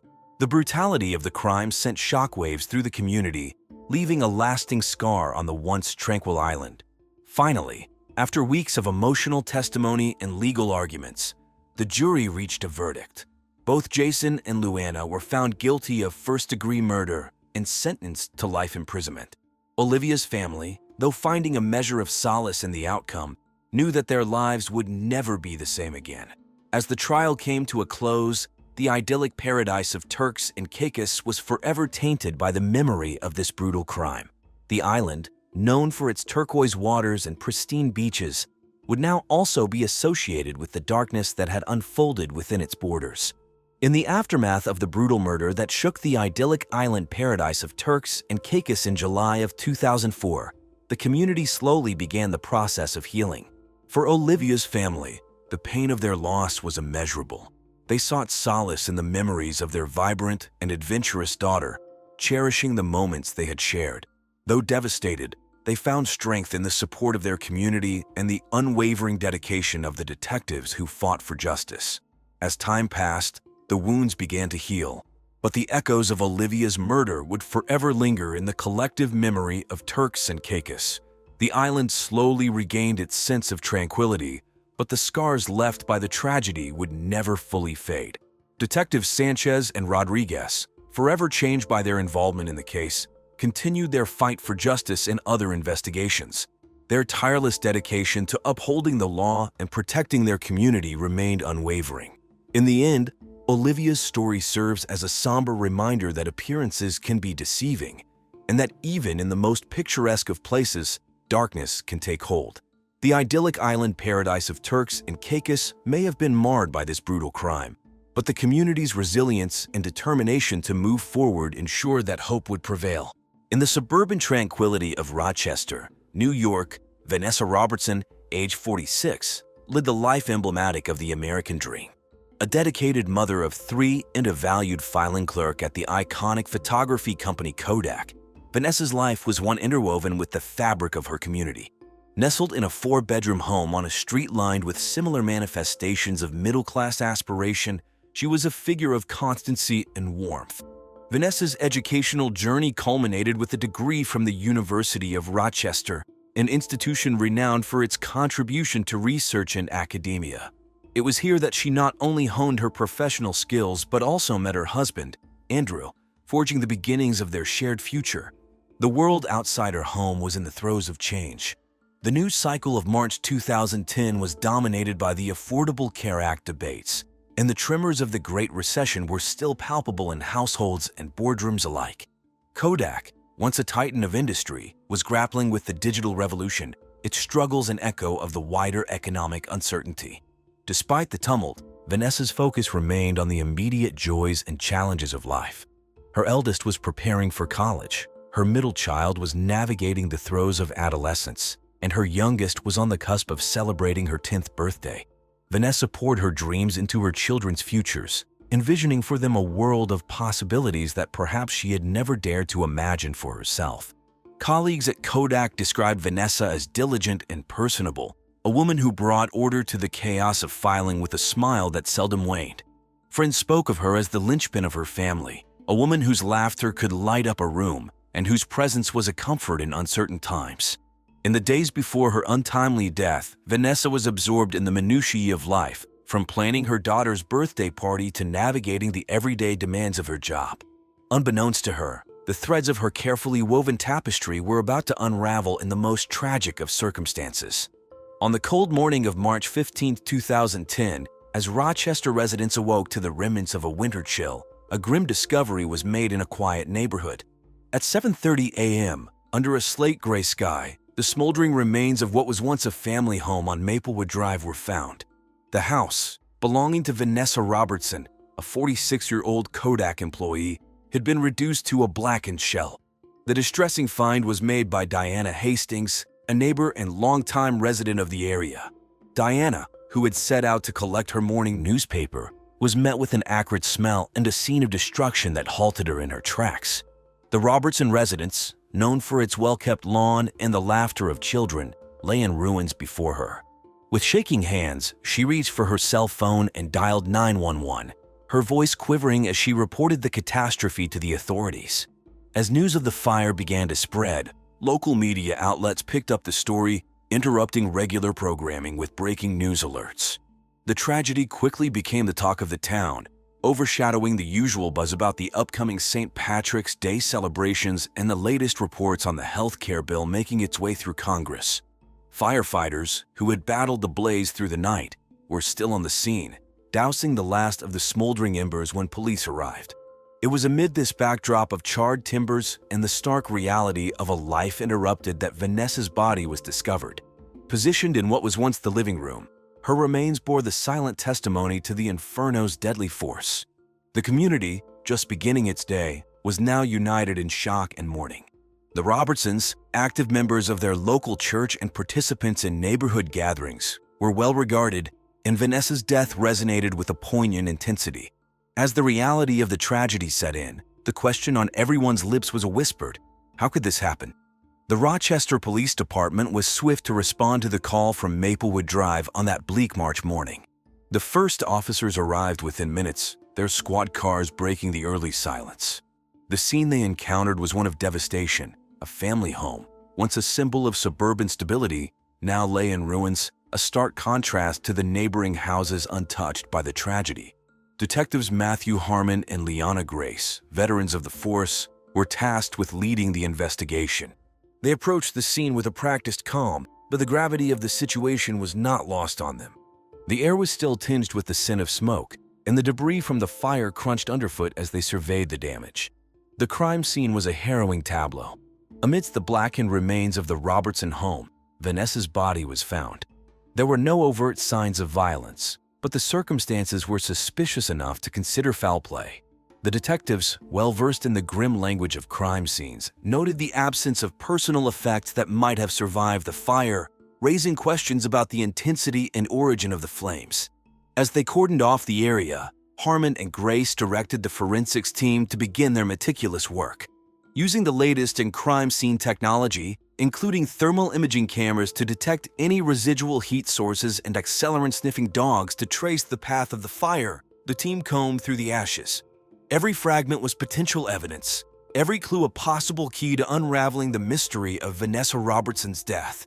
The local media, already abuzz with the healthcare debates and the international headlines of Chile's recent earthquake, now had a domestic tragedy to report. Camera crews and reporters gathered at the perimeter, their lenses and microphones capturing the somber investigation for an audience grappling with the shock of the event. As the day wore on, the community awaited answers. The Rochester Police Department was under pressure to piece together the puzzle of the house fire that had claimed one of their own. For Detectives Harmon and Grace, the task was clear: to bring clarity and justice to a scene shrouded in ash and ambiguity. The investigation into Vanessa Robertson's death led detectives to the doorstep of the first suspect, Eliezer Jones. At 75, Jones was a fixture in the community, known for his stern demeanor and his sprawling farmland that bordered the Robertson property. A property dispute between Jones and the Robertsons had been simmering for months, a fact that did not escape the attention of the Rochester Police Department. Eliezer Jones had lived through the ebbs and flows of rural life and had seen his share of conflict over land and legacy. His farm, a once thriving enterprise, had felt the sting of the Great Recession, and the dispute with the Robertsons over a contested piece of borderland had added to the weight of his troubles. Despite his advancing years, Jones harbored dreams of leaving a prosperous and unencumbered farm to his heirs, a dream that seemed to be slipping through his fingers. When Detectives Harmon and Grace arrived to question him, they found Jones in his barn, tending to his equipment, seemingly unfazed by the police presence. His response to their inquiries was laced with indignation. He vehemently denied any involvement in the fire, his voice rising above the clatter of the news reports from a radio perched on a nearby workbench, the voice of a local anchor discussing the latest unemployment figures. A stark reminder of the tense economic climate, Jones's interrogation was conducted with the precision of seasoned investigators. They probed for inconsistencies in his alibi, scrutinized his reactions, and searched for any flicker of guilt that might betray complicity. Jones, for his part, remained obstinate, his replies a mixture of defiance and exasperation. The detectives left the farm with more questions than answers. The Rochester community, still reeling from the news of the fire and the death of one of their own, watched with a mix of curiosity and concern. The investigation was unfolding under the watchful eye of a town unaccustomed to such tragedies, and the spotlight on Eliezer Jones was unrelenting. As the investigation into the tragic fire progressed, detectives turned their focus to Kristen Volmont, a 35-year-old colleague of Vanessa Robertson at Kodak. Volmont, known for her ambitious streak within the company, had reportedly clashed with Vanessa on multiple occasions, leading to a palpable tension in the office that did not go unnoticed by their coworkers. Kristen had joined Kodak during a time of significant transition as the company struggled to adapt to the digital age in the wake of declining film sales, a struggle mirrored in news reports and business analyses of the time. Her aspirations to ascend the corporate ladder were well known, and she envisioned herself as a transformative figure within the company, capable of steering Kodak back to its former glory. Detectives Harmon and Grace approached the interrogation with a methodical strategy, aware of the delicate nature of office politics and the undercurrent of rivalry that could potentially motivate a crime. They questioned Kristen at the police station, where she presented herself with a composed exterior that belied the seriousness of the situation. Throughout the questioning, Kristen maintained her calm, her responses measured and deliberate. She acknowledged her professional disagreements with Vanessa, but firmly denied any personal animosity that would lead to such a heinous act. Her demeanor was cool and collected, even as the detectives pressed her on the details of her whereabouts on the night of the fire. The Rochester community, still processing the loss of one of their own, followed the case with growing interest. Local media outlets, in between updates on the latest iPad release in the unfolding healthcare debate in Washington, kept the public informed of every development. The scrutiny on Kristen Volmont intensified as the police continued to piece together the events leading up to the fire. Her professional dreams and ambitions now cast in the shadow of a criminal investigation. On March 20, 2010, as the city of Rochester braced against a persistent spring drizzle, the investigation into Vanessa Robertson's death took a significant turn. Detectives Harmon and Grace received a report that breathed new life into the case. A series of anonymous, threatening emails sent to Vanessa in the weeks prior to her death had been uncovered by the department's cybercrime unit. The emails, traced back to an untraceable source, were laced with vitriol and menacing undertones, digital missives that painted a picture of someone with a vendetta against Vanessa. The discovery of these emails shifted the narrative of the investigation, suggesting that the fire might have been a premeditated act of violence rather than a tragic accident. The Rochester Police Department's response was swift and methodical. The forensics team, equipped with advanced software used to analyze digital communications, worked tirelessly to extract any metadata that might lead to the identification of the sender. Meanwhile, detectives revisited the charred remnants of the Robertson home, searching for any physical evidence that might corroborate the digital threats. The news of the threatening emails rippled through the community, which was already grappling with the economic anxieties of the time, the whispers of Kodak's financial troubles, and the broader implications of the ongoing recession. The case, with its new twist, was now the subject of fervent discussion on local radio shows and in the comment sections of online news articles, as residents of Rochester sought to make sense of the unfolding drama. As the investigation pressed forward, the police remained tight-lipped about their findings, though it was clear that the discovery of the emails had provided a new avenue of inquiry. The Rochester community watched on, hopeful that this latest development would bring them closer to understanding the events that led to the tragic loss of Vanessa Robertson. The Rochester Police Department's search for Vanessa Robertson's killer led them to a third individual of interest, George Stekanovich, a 45-year-old ex-convict whose presence had been noted in the vicinity of the Robertson residence in the days preceding the fire. Stekanovich, with a past marred by criminal activity, had been attempting to reintegrate into society, holding on to the dream of leaving his checkered history behind him. Stekanovich's occupation since his release from prison had been sporadic, with him taking on various odd jobs around Rochester. His transient nature and proximity to the Robertsons' home during the critical time frame made him a figure of suspicion in the eyes of the detectives. Stekanovich's aspirations for a normal life, free from the stigma of his past, were now overshadowed by the investigation. Detectives Harmon and Grace approached the interrogation with the intent to peel back the layers of Stekanovich's recent activities. The questioning took place against the backdrop of a city still in shock, with local news outlets like WRCTV and the Democrat and Chronicle closely following the case, providing the public with a steady stream of updates amidst their coverage of the healthcare bill's progress and the local impact of the economic downturn. During the interrogation, Stekanovich's demeanor oscillated between anxious and defensive. He acknowledged his presence in the area but claimed it was innocuous, related to a potential job opportunity. His responses were tinged with the frustration of a man familiar with being on the wrong side of the law, yet he maintained his innocence regarding the fire and Vanessa's death. The Rochester community, already on edge from the recession's impact on local industry giants like Xerox and Bosch and Lohm, watched as the police delved deeper into Stekanovich's alibi. With each passing day, the pressure mounted to solve the case and provide answers to a family and a city in mourning. The relentless pursuit of truth by the Rochester Police Department culminated in a revelation that would shake the foundations of the Robertson family and the community at large.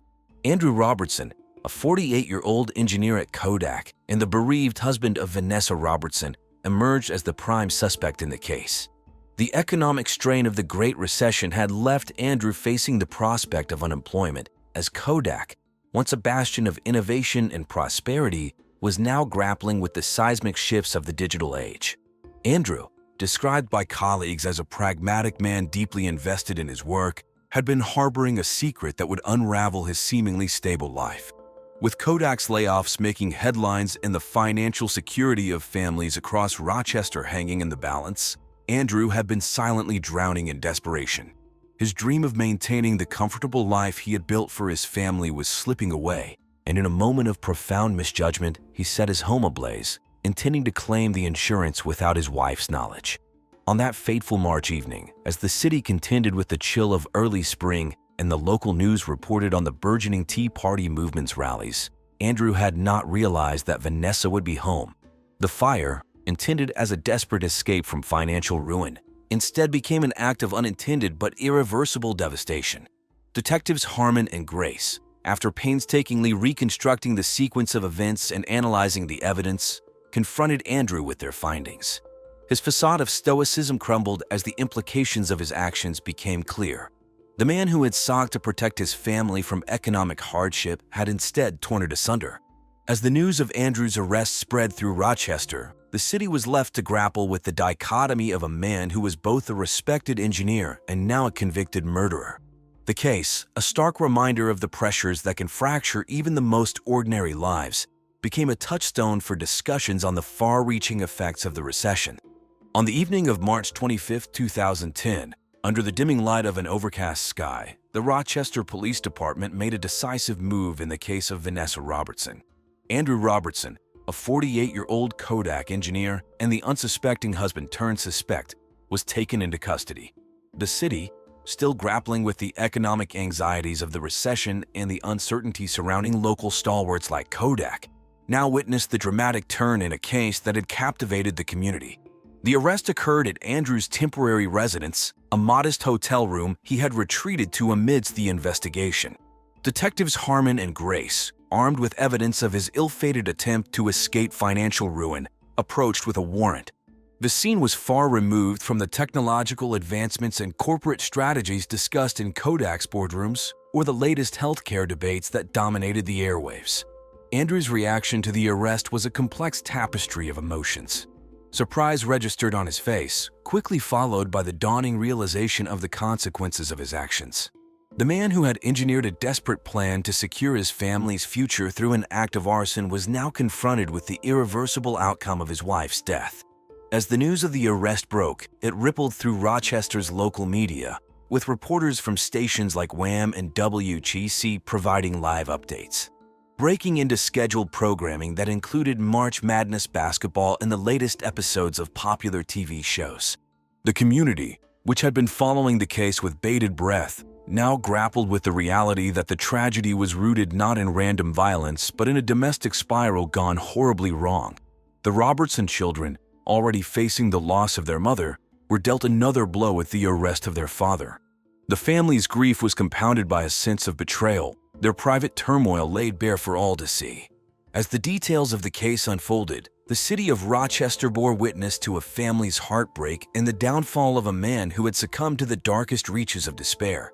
The trial of Andrew Robertson commenced amidst a climate of heightened public interest. The courtroom, a stage for the unfolding drama, was presided over by a sea of legal professionals, media personnel, and a community seeking closure. Helen Pierce, the prosecutor, stood as a figure of relentless justice. At 52, her reputation was that of a formidable presence in the courtroom, having navigated numerous high-profile cases with a blend of legal acumen and unwavering resolve. On the opposing side, defense attorney Sheila Keller, 47, was known for her persuasive oratory and empathetic approach to the law. Keller's task was to humanize Andrew, to cast him as a tragic figure overwhelmed by the economic pressures that had seized the nation, much like the recession's grip on Rochester's own corporate giants, Kodak and Xerox. As Pierce laid out the prosecution's case, she weaved a narrative of premeditated arson, a desperate act by a man on the brink. She referenced the digital evidence, the financial strains, and the insurance policy that pointed to a motive rooted in economic despair. The courtroom, filled with the hum of whispered speculation, was a microcosm of the wider world, where news cycles were dominated by stories of financial ruin and corporate bailouts. Keller's defense painted a different picture, that of a man who had made a catastrophic error in judgment, without malice or intent to harm his beloved wife. She highlighted Andrew's role as a provider, a man caught in an economic maelstrom that had left him floundering. Throughout the proceedings, the emotional toll on Vanessa's family was palpable. They sat, a portrait of sorrow, their presence a silent testimony to the life that had been so abruptly taken from them. The trial, unfolding under the scrutiny of local media outlets like the Democrat and Chronicle, became a somber reflection of the times, a narrative of personal tragedy against the backdrop of national economic hardship. The somber atmosphere of the Rochester courthouse was palpable as the jury returned with their verdict for Andrew Robertson. After hours of deliberation, which seemed to echo the broader societal deliberations on justice and economic hardship, the jury found Andrew guilty of manslaughter and arson. The decision reverberated through the courtroom, where the tension had been as thick as the March fog blanketing the city's skyline. Prosecutor Helen Pierce, her career marked by a string of successful convictions, stood satisfied with the outcome, believing justice had been served. The defense attorney, Sheila Keller, known for her eloquent defenses and a personal touch that often resonated with juries, was visibly subdued, his expression reflecting the weight of the verdict.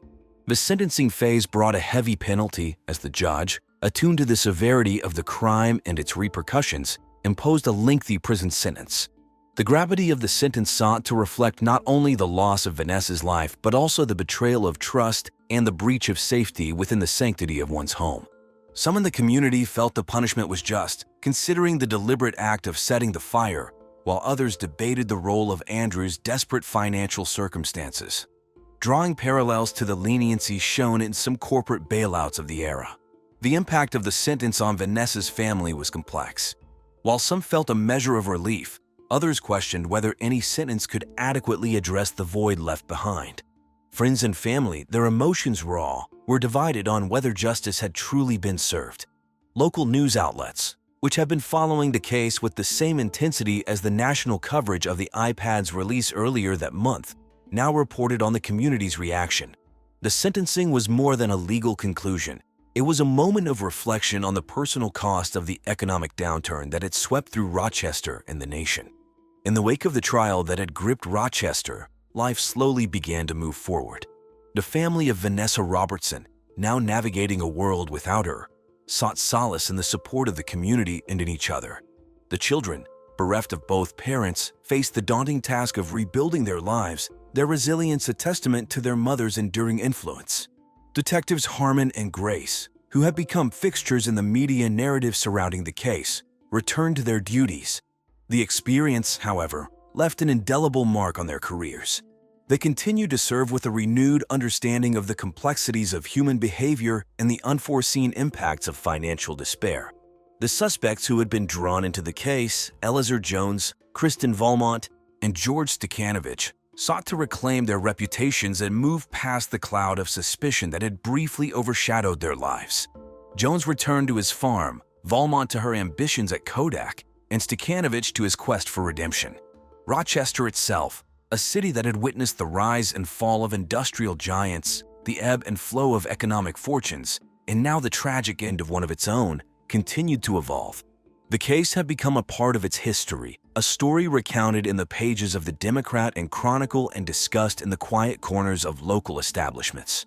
As the memory of the trial faded from the headlines, overtaken by coverage of the 2010 midterm elections or the latest advancements from companies like Apple, the community did not forget the lessons learned. The tragedy of Vanessa Robertson served as a stark reminder of the human cost of economic hardship, a narrative that resonated in the collective consciousness of a city all too familiar with change. Life after the trial was not just about moving on, it was about remembering and finding meaning in the aftermath of loss. For all those touched by the case, the journey forward was one paved with reflection, resilience, and a hope for a future free from such heartbreak. The case of Vanessa Robertson is a somber reminder of the fragility of life and the unforeseen consequences of desperation. In the quiet suburb of Rochester, a family was torn asunder, and a community was left to find healing in the aftermath of a tragedy that was as senseless as it was sorrowful.